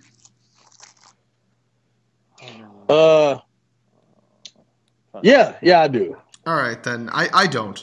So if you do, go ahead and name your offensive player of the year. Guess who it is? Tony Romo. Andrew Luck? Nope. There you go. There you go, kid. Led the league in yards, led the league in touchdowns, and will pretty much carry a mediocre team, putting up monster numbers. Andrew Luck. That's what you do, right? Put up monster numbers to win this award, right? Actually, right. I think you've convinced me to make my offensive player of the year Andrew Luck as well. Phil, is yours your MVP? Well, mine's Andrew Luck. Oh. All right. Yeah. It does make sense. All right.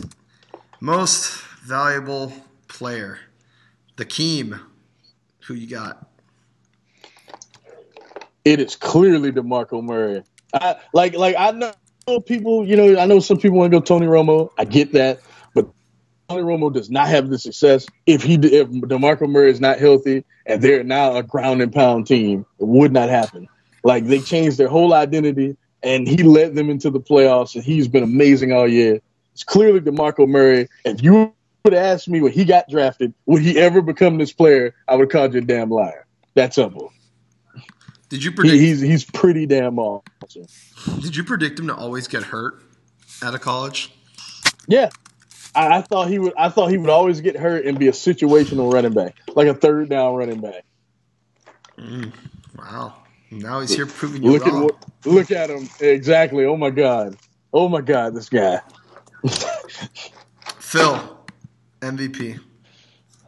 Close second goes to my boy Gronk, but I just think that I think Edelman started stepping up, so I think that kind of hurt Gronk's pictures in that.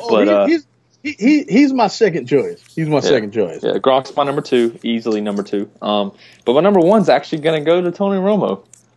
I think that guy put all the critics to the side. He did what he needed to do, and while I agree with what Markeem's saying about DeMarco Murray, I think that he was able to, overcome a lot of the critics and do what he had to do and have a great season, despite that offensive line being probably the best in the league.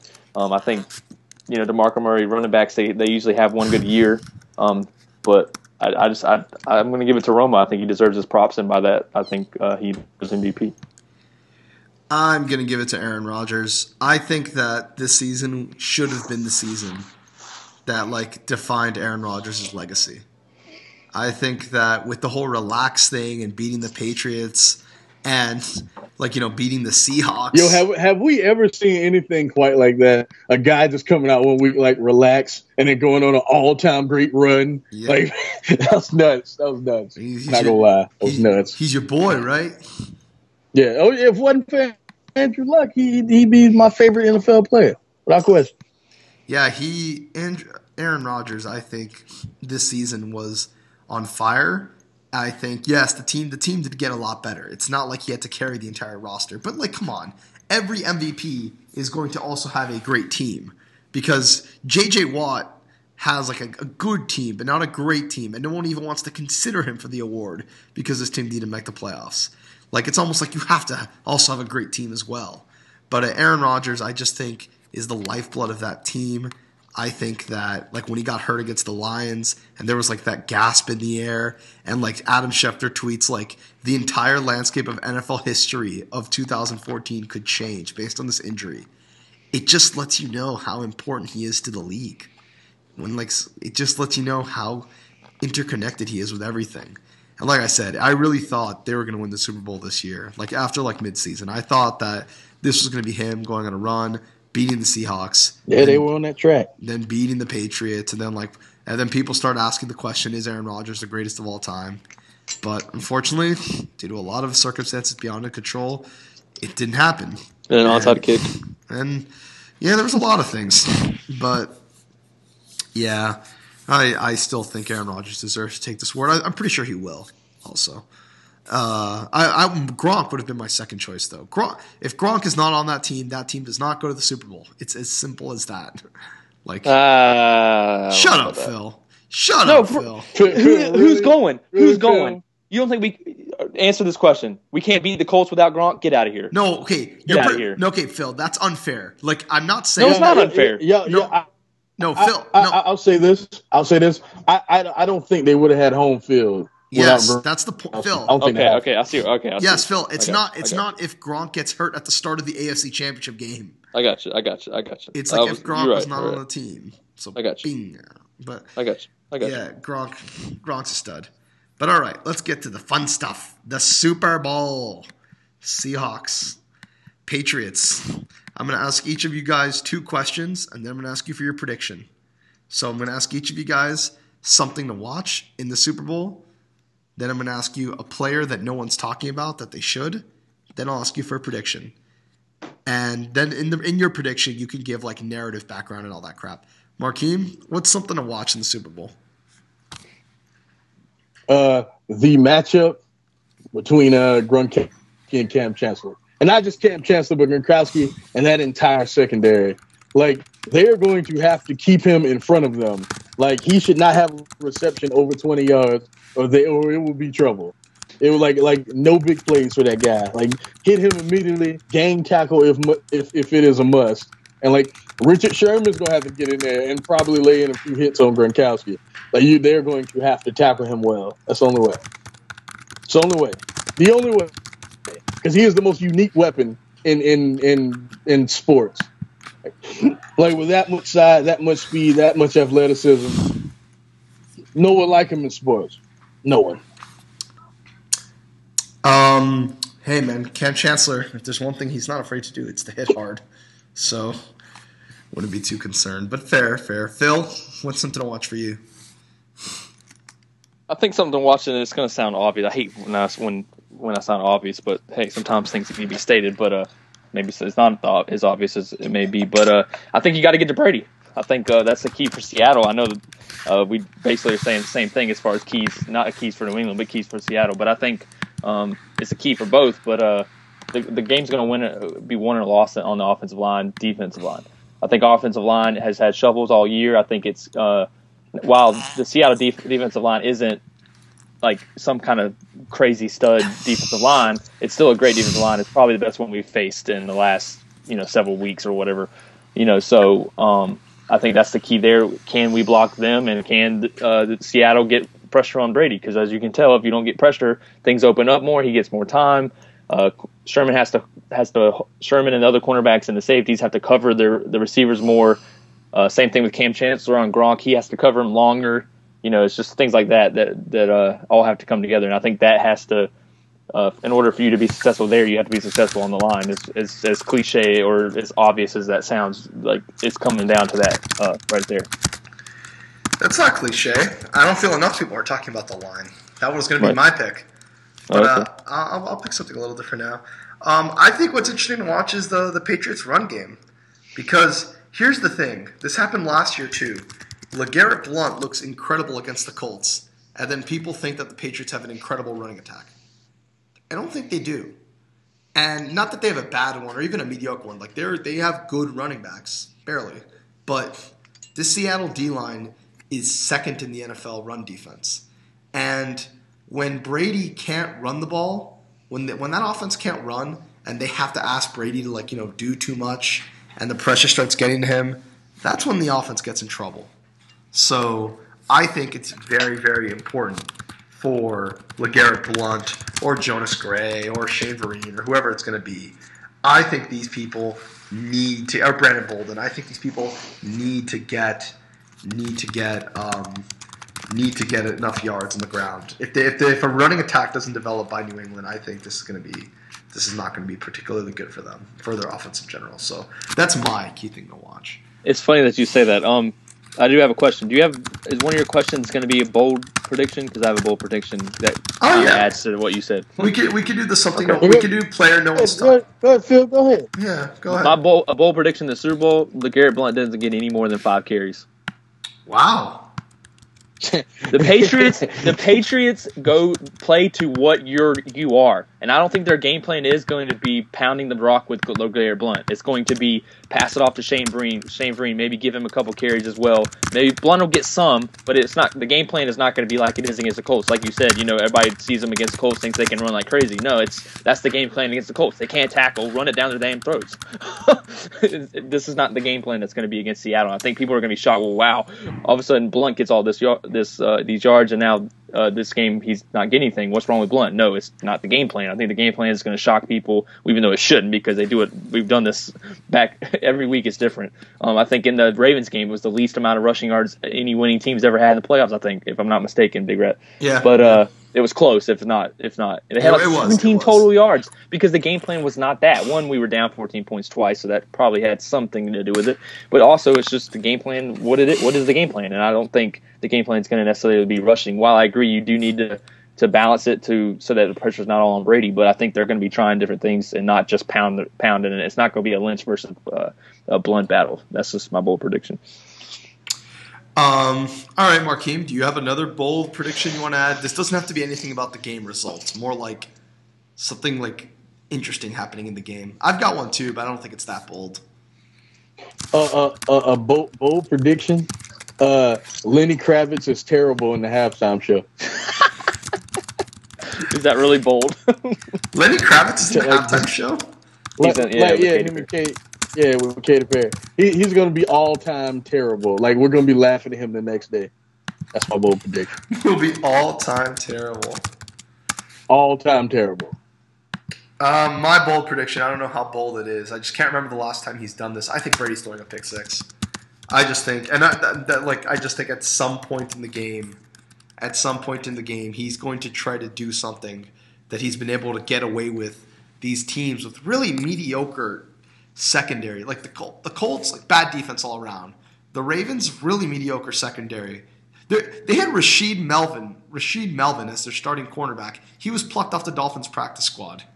And we had an issue at cornerback, and he was still plucked off our practice squad, and we didn't play him. Like, wow.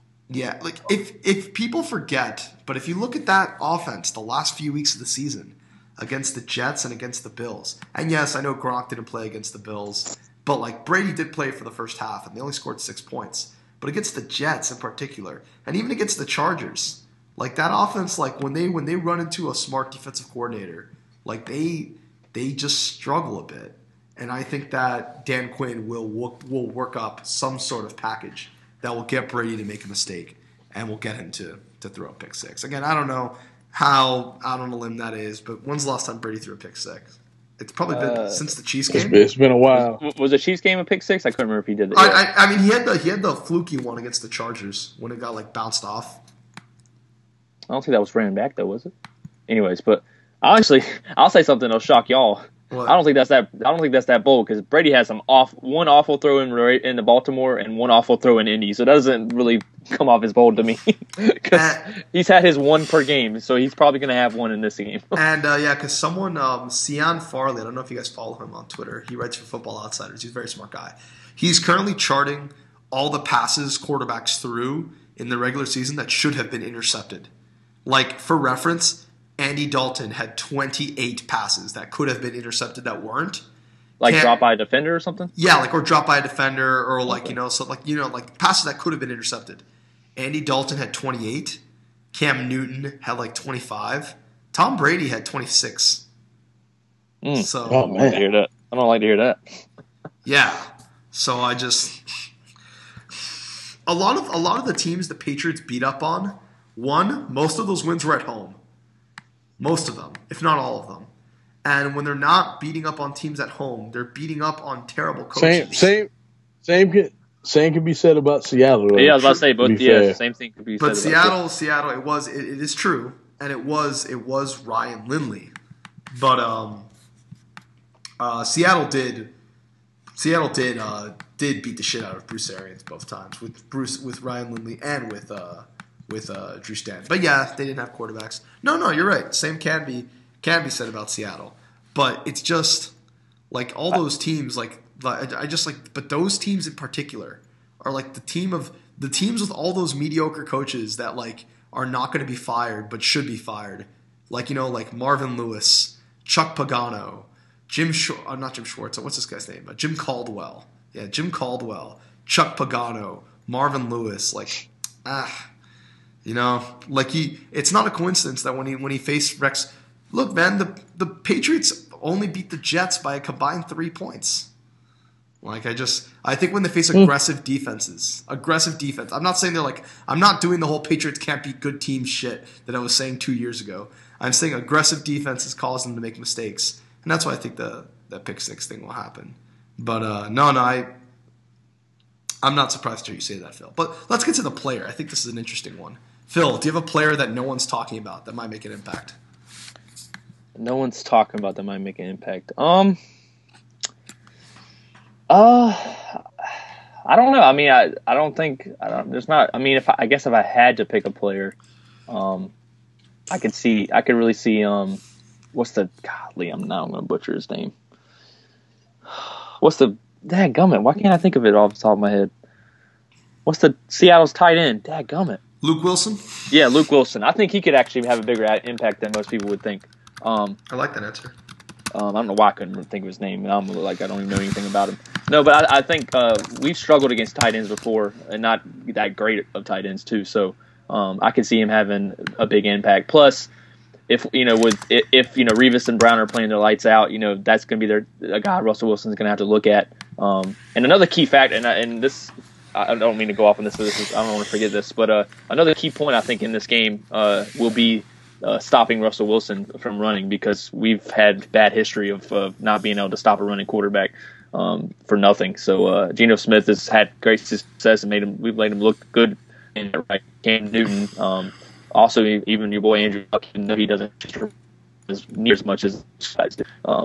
But that's just something I wanted to add into as a point to that. Don't forget the Colin Kaepernick game in Foxborough 2 years ago. Oh yes. I forgot about it, but yeah. All right, Luke Wilson. I like that answer. Markeem, do you have another name? Phil took mine, so let me think. Wow, that's funny. He actually took mine as well. I do have a Patriot too, but it's not really that bold. To an extent, Russell Wilson. I've been hearing about everybody else during this game.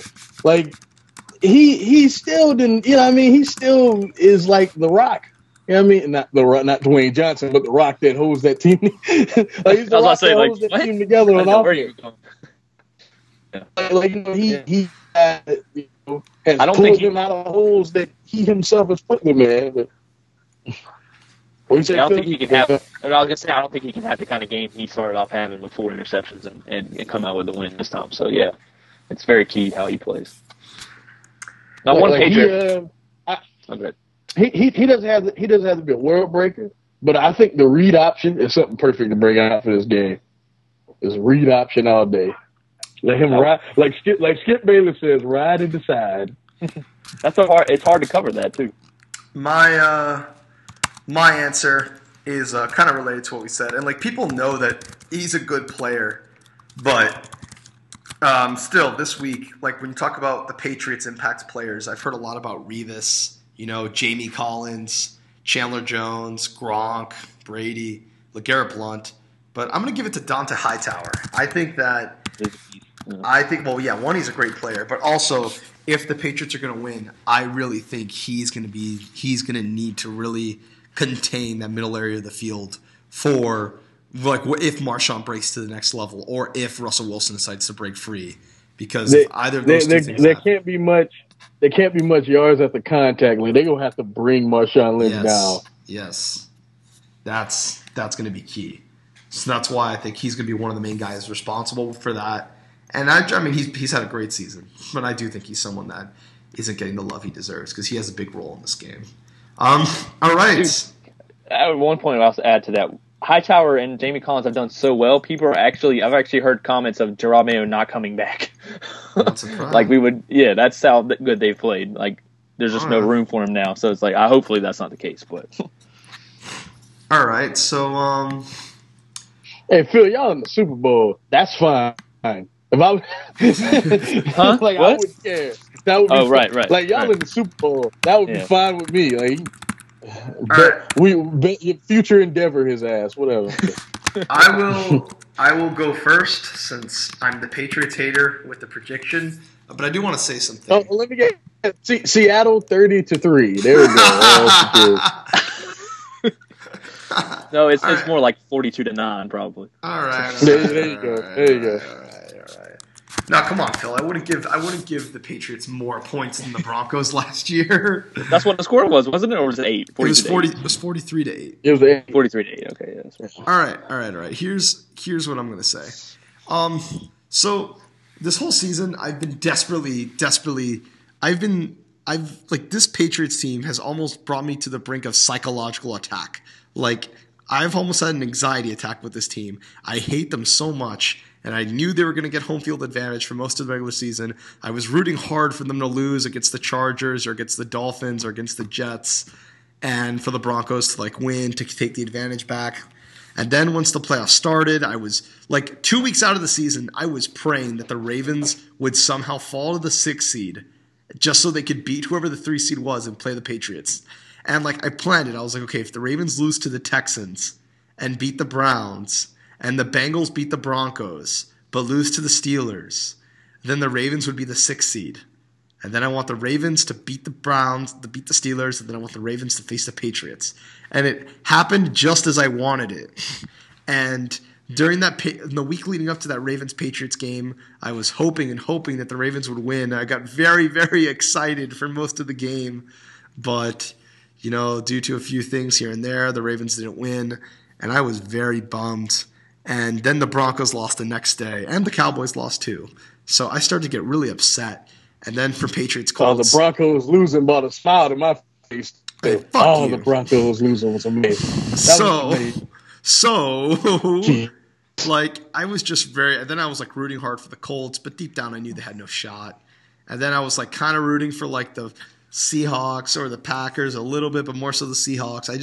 The goal of the season was I wanted the Patriots to lose. I wanted the Patriots to lose more than I wanted the Broncos or the Cowboys to win.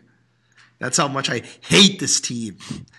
But I will say that in going into this game, I have tried to find a way to like the Patriots. Don't get me wrong. I don't like the Patriots. You're breaking up really bad. I'm the one recording, so it's not going to come out. So, yeah. Can you hear me now? Yeah, I can hear you now. I got you. I can. All right. Well, I'm the one recording. It's not gonna. Even if I was breaking up, it wouldn't come out like that on the recording. So. So look, I tried to like the Patriots. I've actually started to like Tom Brady a lot this year. I really admire his story, and I really some of his comments after like the last few games of the season, like they asked him about the Edelman touchdown to Danny Amendola in the Ravens game, and he said, "It's not fair when we have someone on the team that can throw the ball better than me." And I was just like, "That's awesome. That's really cool." So I started to try to find little things I would like to make sure that I didn't go into a psychological panic attack if the Patriots won.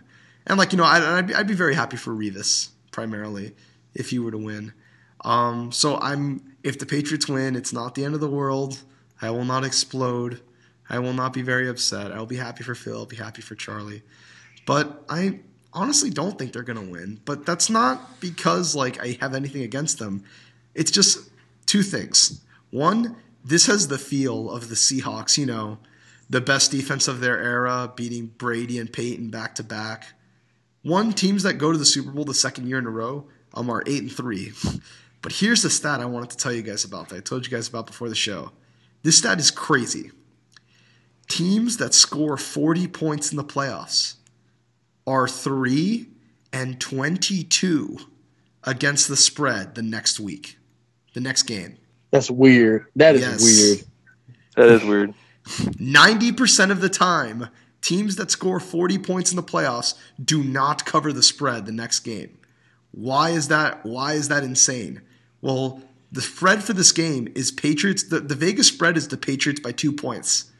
So if this, which I think is bullshit, but I'll get into that. I agree. But wait, the Seahawks were favored. The Patriots have been favored by 2. Yes. No, as soon as the game was over, the Seahawks were favored by 1 point. No, but Patriots are favored now. Patriots are favored now. A lot of public money is coming in on the Patriots. So here's the thing. In order for this stat to hold true, 3-22, this is 90% of the time this happens. That means in order for the Patriots to meet this trend and still win the game, they need to win by 1 point. Like that is the only way they can not cover the spread and still win the game, is if they win by 1 point. And I just think that's very unlikely. Like this isn't an anomaly. Like 3-22 is something. Like there's some analysis behind it. Like teams that score that much, like get overconfident. Like the public bets so much money on them, so that's why they come off as Vegas favorites. But that's a crazy stat. 3-22 for teams that score 40 points in the playoffs. So since the Patriots, and look, we saw this last year.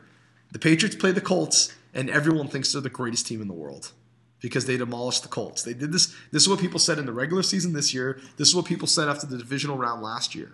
Like the Patriots always look amazing coming off the Colts game. I don't think, and the Seahawks are coming off their Russell Wilson's worst game of his career. But I just think the Patriots offense is going to have a lot of problems in this game. I think that the D-line of the Seattle, Michael Bennett, Cliff Averill, Kevin Williams, are going to give that O-line a lot of problems, and they're going to force Brady into bad situations. Can Gronk be a huge factor? Yes, but if Brady doesn't get the ball out quick enough, it might not even be that big of a deal. At the end of the day, Dan Quinn's a great coach. Pete Carroll's a great coach. The Patriots beat on so many teams because they have such a coaching advantage over them. That's why when they played the Ravens, it was a lot closer. Or when they played the Jets, it's a lot closer because Rex Ryan and Jim Harbaugh aren't bad coaches. So I just think Dan Quinn will know how to shut down Gronk or shut down all these nuances. I think the Patriots will score here and there. I think Seattle won't like blow the roof off, but I don't think the Patriots can tackle Marshawn Lynch. They struggled to tackle Chris Ivory, Fred Jackson, and Justin Forsett. I think Marshawn Lynch will do just fine. I think Marshawn Lynch will keep sustained drives for the Seattle offense, score 3 points here, 3 points there. That's what they were doing against Denver. Like at the start of that game, if you remember, they were just scoring field goals. It was just because Denver kept turning the ball over. Then the Percy Harvin kickoff, and then the game just got out of hand. But Seattle wasn't like scoring huge plays. I think with the read option, Bill Belichick, maybe it's like a Nick Saban thing. I think Bill Belichick's going to struggle to defend it. He has in the past. And I think the dual running threats are going to keep sustained drives. And I think the Patriots are going to struggle to move the ball consistently. I do think Tom Brady will have like a last-minute touchdown to make it look closer than it was. But I see this as Seattle 23, Patriots, I'll go and say 19. And I know it's a weird number, but yeah. I let Phil go next because I have no rooting interest either way. I was about to say, I thought you would want me to go to. I wanted you to go next. I know you're gonna pick Phil. Just go Yeah, wild. Phil. It's like if I know it's your team, you want to go last, you want to be the close. We knew Kid wasn't gonna pick the Patriots. I know you're gonna pick the Patriots. No one has any idea who I'm picking. So go ahead. It does. You can take as long. You can take as long as you want if you want, Phil. It adds more mystique to let Marquise go last. All right, we'll let him go last. That's fine. All right, man. This game. Let me just say, with all the stuff that has happened. All the hate that do not bring up that shit. Do not. I'm not. I won't bring that up because it's a joke. It's a complete joke. Since I've said that since day one.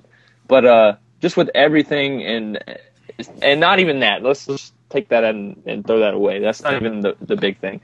The big thing is, man, I've wanted this so bad, and I'm not even going to try to even begin. Please don't take this as a woe is me team kind of thing. This is not that. I wanted this for Brady so bad because of all the decline comments, which is true to a certain extent.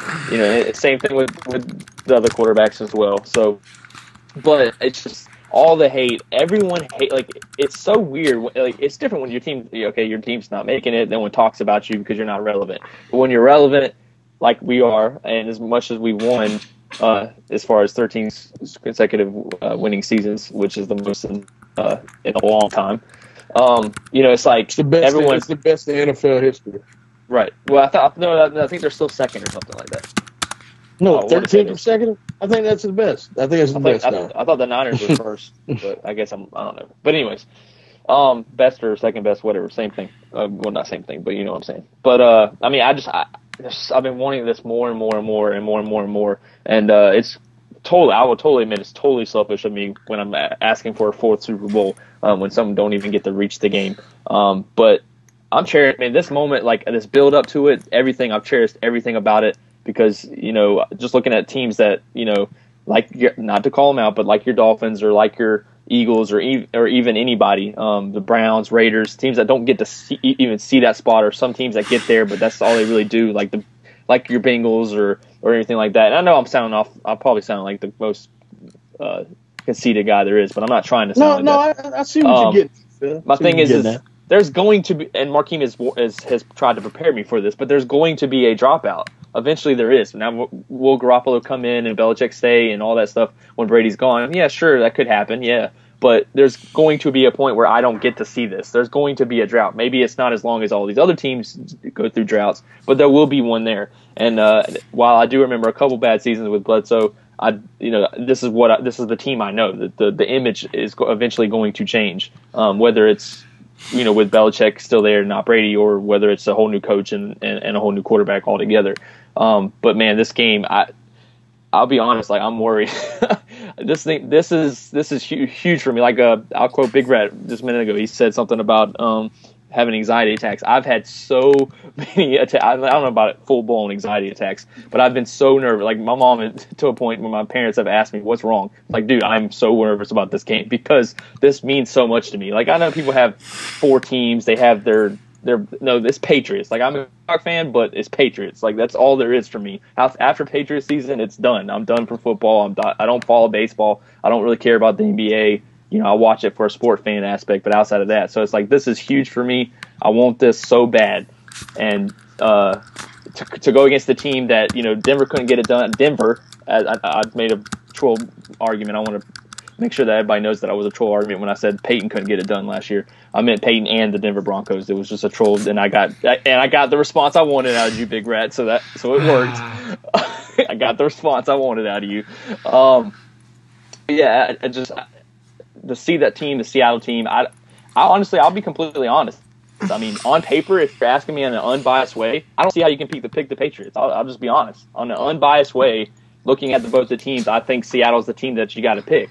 It's hard to repeat, but they're defensively, you see the teams that the Patriots have lost to, and you see the offensive teams lately have not been able to overcome a defensive team like Seattle, like Denver last year, things like that. But I just think this is it, man. Of all the things that they've gone through, all that decline talk, whatever it is, you need to add to it. I just think the Patriots. My heart just says Patriots are going to win this game. Like I said, football head and all that aside, but Of course, I've got the Patriots. I mean, that's not even an issue. What the game score is going to be, I honestly don't know. Could it be close? Could it be far? I mean, I don't think it's going to be a blowout. I definitely don't see Seattle blowing us out, and I definitely don't see New England blowing out Seattle. So either one of those would be what really would shock me. But I think it's going to be close, and it's going to be nerve-wracking. I'm going to have like 8 heart attacks during the game. And I'm going to cherish this. I hate to just kind of go to that route, but I'm just going to tell you, I'm going to cherish this because this might be the last time I get it. And if I have my way, and I'll say this as I end this, I know I didn't really analyze the game, but come on, guys, y'all are not going to believe anything I say because it's my Patriots. So that's why I'm not even trying to analyze it. Plus, we've kind of already analyzed it. I've said my thoughts about, Gronk and what they've got to do, offensive line, defensive line. I'm not going to repeat myself with that. Oh, you were fair enough, Phil. You can go ahead and be a fanboy now. You're fair enough. But I will say this: if the Patriots win, go ahead and with a minute left in that clock, if we got the ball and all we're doing is kneeing it, let me just tell you this: go ahead and unfollow me on Twitter because y'all all gonna hate me. You're all gonna hate me. All the haters that have talked, all hate me. I wonder who's target number 1 after the Colts. Oh, you're actually not target number 1, Big Red. You're probably number 2, but yeah. All of you will get it. So stay off Twitter. I'm just saying. I'm warning you now. So when you say, "Oh, Philip, you freaking fanboy," you start yelling "cheater," blah blah blah, because you're so upset that we win. I'm saying you need to stay away because I've heard it. I've heard enough of it. I'm tired of it. I'm ready for us to go in there, win this game, get it done, win a 4th Super Bowl so you can hate on Brady even more. So you can hate on Bill Belichick even more. You can hate on us anymore, call us cheaters, whatever you got to do. I'm ready for it. Say whatever you got to say because if we win the Super Bowl, you're going to hate me. I'm just saying, you're going to hate me. If you saw my video on YouTube, you're going to hate me even more because I'm doing another one, and it's going to be even worse than that one. So you're going to love me even more or hate me even more because of it. So I'm just telling you, if you are any kind of NFL fan that do not like the Patriots, you better hope we lose. You better hope we lose. Oh, I am. I'm hoping pretty hard. I know you're hoping, Mr. Big Rat, while you're sitting on your couch. But going back to my video mentality. No, I'm just kidding. But no, I'm just saying this. I wanted this. I wanted it bad. Just after the Colts game, I was like, I waved at your haters. Ravens game, I was like, wave at your haters. I used the Tom Brady pick. Well, it's coming out, and you're gonna see it. Everybody that ever hated is getting a reply. It's gonna get hey hater with Tom Brady waving with his 4 rings in his hand. So just get ready and get used to that. I'm not usually that cocky fan. I like to sit back. I like to be respectful. You ain't getting it this time. I'm just warning you. You have to give a score, dude. Oh, score? How to give a score? You better not say 30 either way. Ain't nobody scored 30 points. Like I said, that would be part of the surprise if they scored 30. I'll say 21-17 Patriots. That's fair. I'll say I retract, after hearing Phil say that, I retract everything I said. I will go crazy if the Patriots win this game.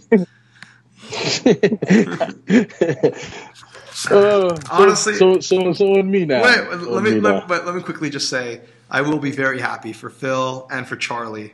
Those are the only 2 things I have to be like non-suicidal if the Patriots win. Look, man. I mean, look, Phil. Like, it's nothing personal, man. It's just your team has caused me a lot of animosity over the years, man. I've said this before, and people don't understand. It's like you're supposed to hate. I don't want to hear a Dolphins fan saying they like Tom Brady because they're an idiot. They're not a Dolphins fan. Because you're a Dolphins fan, you hate Tom Brady. You hate every essence of him. You hate the Dolphins. Same thing with the Jets. I know why Dan, well, shout out to you. I know why you're bitter because you're a Jets fan and that we always beat you. So that's why you're bitter. You know what?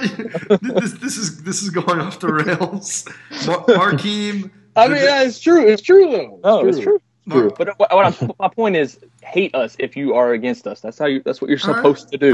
That's fair. That is more than fair. You are right. Markeem, the deciding vote. I've guessed, but we'll see how you go. Okay. All right. Before I pick the game, I just want to give a little bit of perspective. I'm not going to be the trendy guy and just hate the Patriots like everyone does. Like, it's getting kind of old now. People are searching for stuff to say. Like, in my opinion, Bill Belichick is the 3rd greatest coach to ever coach this game, in my opinion. I got Bill Walsh number 1 at the NFL level. I got Bill Walsh number 1, Vince Lombardi number 2, and then Bill Belichick number 3. I think if Bill Belichick wins this game by a lot, then that shit gets all fucked up. But like maybe he's number one. Beat this, if they pull him out, but I don't think it's gonna happen. Now, with all that being said, I'm looking at this game as a more historic thing because I think that as a fan of sports, because y'all know I follow everything except basically hockey. So, I'm just a sports fan. You know what I mean? I think this game is cool for historical reasons, like a fourth ring for Bill Belichick, a fourth ring for Tom Brady, or the first back-to-back champion since your boys, and would cement, in my opinion, I think if Seattle has a dominant defensive performance, let's say they hold the Patriots to like 17, maybe 13, 10 points, something like that. You know what I mean? Like, that would cement them as being, I would say at least second or third greatest defense ever, I think. And, it's just a really cool opportunity for us to witness history either way. So with all that being said, I want to talk about Tom Brady before I forget. I don't want to hear anybody say he's the greatest if he wins though. Like right now in my hierarchy, I think he's arguably top 5, definitely top 10, maybe top 3. You know what I mean, something like that. But I don't want to hear anybody say he's the greatest unless he puts up 40 points against the Seattle Seahawks. Unless that happens, and he has like 5 touchdowns, like 4 or 5 touchdowns. I want to hear that. I don't. Like, get that nonsense out of here. But I will say this. Right now, if y'all know my list is Elway number 1, Montana number 2, Manning number 3, Marino number 4, and interchangeable between Tom Brady and Brett Favre. I kind of switch, whatever. Or, Johnny Unitas. Like, they're all in that last little mix or whatever. But with that being said, if Tom Brady wins this game, like, I feel like I have no choice but to at least put him in number 4. Like, you know what I mean? So that you know what I'm saying? That's the kind of historical significance of this game. Unless he has just a bad performance and they somehow moonwalk into this win, then that's different. Then that doesn't change anything. But it's just it kind of gives me goosebumps just thinking about it. But with all that being said, I have to go with the defense, which means I'm going with Seattle. I think that Seattle since I've been alive. The 2000 Ravens, nothing will ever touch that, in my opinion. But they're second. I haven't seen in this era where the league is dominated by quarterbacks and everyone's scoring 30 points, what seems like weekly. Like, they have been so great. What they did in the Super Bowl last year against, which was coming into that game, the greatest passing attack by a country mile we've ever seen. What they did to them. You know what I mean? And this is not the same defense now, obviously, but what they did to them was telling. And I think as good as the Patriots are, and as unique of a weapon as Rob Gronkowski is, they aren't that passing attack. They just aren't. You know what I mean? And I feel like it would be hard for me to go against them on this stage because of that. I think Tom Brady will show, I think he's going to show flashes of old Tom Brady. I think his personal mission will be, if we lose, it's not going to be because of me. Honestly, I really believe that. I don't want to hear anybody say we lost because of me. You know what I mean? I think it's going to be his mission. And I think by the end of the game, he's going to make a few mistakes because of it. I think it's going to be his downfall, to be honest. I think he will be so determined to, if we lose, do not blame me that they lose because of it. You know what I mean? And I think no matter what, he's gone after this game. No matter what happens, he's gone, I think. I really believe that. I think that Peyton Manning might give it another go, but even I'm doubtful of that. I think that this is his last game. I really believe that. You're saying Brady will flat out retire, not even go to another team. Flat out retire. Well, I think believe that. I was going to say that too. If he wins, I want him to retire. I think he's done.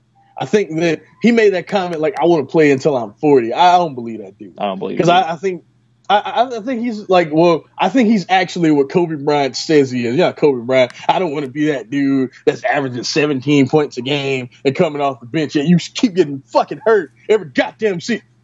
Not about Kobe Bryant. I think Tom Brady actually doesn't want to be that guy that people look at. Oh, he's a shell of himself. And I think he doesn't want to be that guy. I think he's still at a reasonably high level. I think he wants to walk away on his own accord. I think no matter what, he's gone. I really believe that. But like I said, Seattle, I think the final score is 17-13. Dang. Yeah, I think it's going to be very boring until the end. So I can't take another low scoring Super Bowl, man. Damn. No, it's I think we all agree that. Man, Markeem, now you're making me sad. If this is my last game, even though like I said, this is what I would want. I would want Brady to retire if we won, but this is Brady's last game, regardless. That would just be. I know. Charlie said at the start of the season he thought this was Brady's last season as a starting quarterback. Well, like I go back to what I said earlier, the way he's playing, he's all in, man. I'm telling you, he's going to play all in this game too. He's going to play ruthless in this game. I can't wait to watch him. The Garoppolo thing is really telling to me. They wasted. You know what I'm saying? I'm not going to say wasted, but they picked him that highly. Well, it is a waste if Brady, if you're expecting Brady to be here another 3 to 4 years. It is a waste. Yeah. But like, you know what I'm saying? They picked him early. You know what I mean? And this is a guy that Tom Brady set out his own mouth. He's high on. I think there's a lot to be said about that. I really believe that. I think that this is the guy that he trusts to lead his team with when he hangs it up. I really believe that. Like, I don't think he want to play anywhere else. It's going to be very. God, I'm getting excited. I want this game to get here already. Well, I'm telling you, from a historical standpoint, it's awesome. Like, just as a sports fan, it's awesome. By the way, I love Russell Wilson. Dude's probably my second favorite quarterback in the league. Like, I really, really like him. I haven't talked him up enough on here, but I just really like Russell Wilson. So I really hate that this is the team that, I want him to suck balls, so I hate that. But hopefully he'll have a good game and still lose. Like I said, if the Eagles ever play the Colts in the Super Bowl, I want Andrew Luck to have 600 yards and 6 touchdowns, and us win by 3 points, and win by 3 points. Right. It's not quite this. I'm not. Don't have Andrew Luck to be the first Super Bowl MVP to get the MVP on the losing team. On the losing team, yeah. It'll never happen. Yeah. But it might. It's happened in other sports. It might. I don't think it could ever happen. It's happened once. It's happened once. Just once. Oh, hey, in the NFL it has happened? Like Super Bowl 5. Oh, okay. If I remember correctly. I believe it. Yeah. I'm almost positive, actually. I remember I saw this a few years ago. I'm excited. Honestly, if the Patriots win, I'll be fine. I'll be palpable. But yeah, Chuck Howley won it in Super Bowl 5 when he was on the losing team. He was the only one. I don't know how I'd feel about that. Like, well, thank you, I guess. Oh yeah, I get what you're saying. Who wants to be that guy that has to go in the locker room carrying that trophy after they've lost? Motherfucker, who you think you are? Yeah, I would not want to do that. I'd say you can kiss. You think you're special with that damn trophy, motherfucker? But yeah, that's our picks. I'll repeat them one more time. Myself, Seahawks 23-19. Phil, Patriots 21-17. Markeem, Seahawks 17-13. It's going to be a fun one. Hopefully this isn't that thing we do where everyone gets really excited about a big game and like pumps themselves up that it's going to be a great game, and then the game's just a blowout. Like I do think this like last year. Oh my God. I do think that this could be a very defensive battle. Like I of course gave us 21-17, but Markeem's thing is very close to what I wouldn't be shocked if it being, but very close. We'll see how it goes. I expect both teams to give it their all. It's gonna be a fun one. And with that, we are done. Hold on. One more thing. The Seahawks better not expect to complete any passes to the wide receivers of any consequence. Because, oh my God, like in Super Bowl history, has there ever been a bigger mismatch between secondary receivers than the Patriots secondary against these soft-ass Seattle receivers? Like, oh my God, man. That's like a little league team playing like a major league team. It's fucking terrible. Yeah. This is awesome. And I just hope they let Browner play, because that poor man gets flagged for every time he's on the field. I think them soft ass, they so soft, man. But whatever. Like, as tough as the rest of that team is, those receivers are soft. So I said Luke Wilson. That's why I thought Luke Wilson is going to be a Doug Baldwin and Jermaine Kearse. Soft. Damn, son. Doug Baldwin's a stud. Man, whatever. Soft. Nah. We'll see how the game goes, but yeah, it should be a fun one. This was fun, guys. Good to get the gang back together and all that jazz.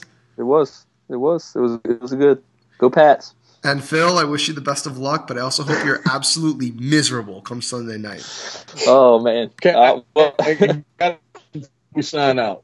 When are we coming back? When are we doing this again? Draft. We gotta do that. We have to do that special again. I really enjoyed that. That drafting we did last year was a lot of fun. Yeah. We can even get Honor Hammer back. We gotta bring Eric back. He knows way more than we do. Yeah, that was great. I'd love to do that. I'd love to do something, maybe like a small thing talking about free agency and the recap of the Super Bowl. Who knows? But I'm definitely open to it.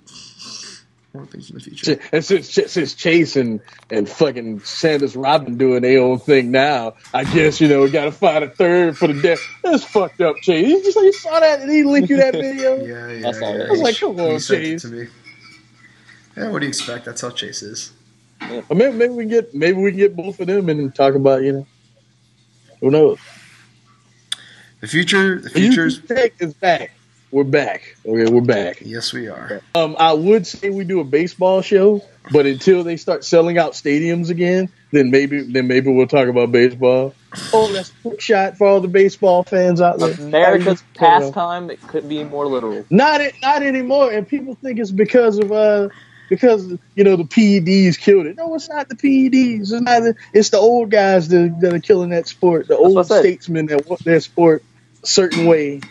America's pastime couldn't be any more real. Past. There are no characters in baseball. That's why no one cares. Sorry, all the baseball fans here, but no one cares about your sport anymore. How are the Yankees, the most important franchise in America, but if they won the World Series next season, people would talk about it for a day and move the fuck on. Like the Giants. Yeah. Oh yeah. It's a quick rant. The Giants have been probably the most consistent franchise in sports, but no one talks about them. Huh. It is true. No worries. We will not. Past time. But yeah, the Super Bowl's gonna be good. Bye, y'all. Bye, guys.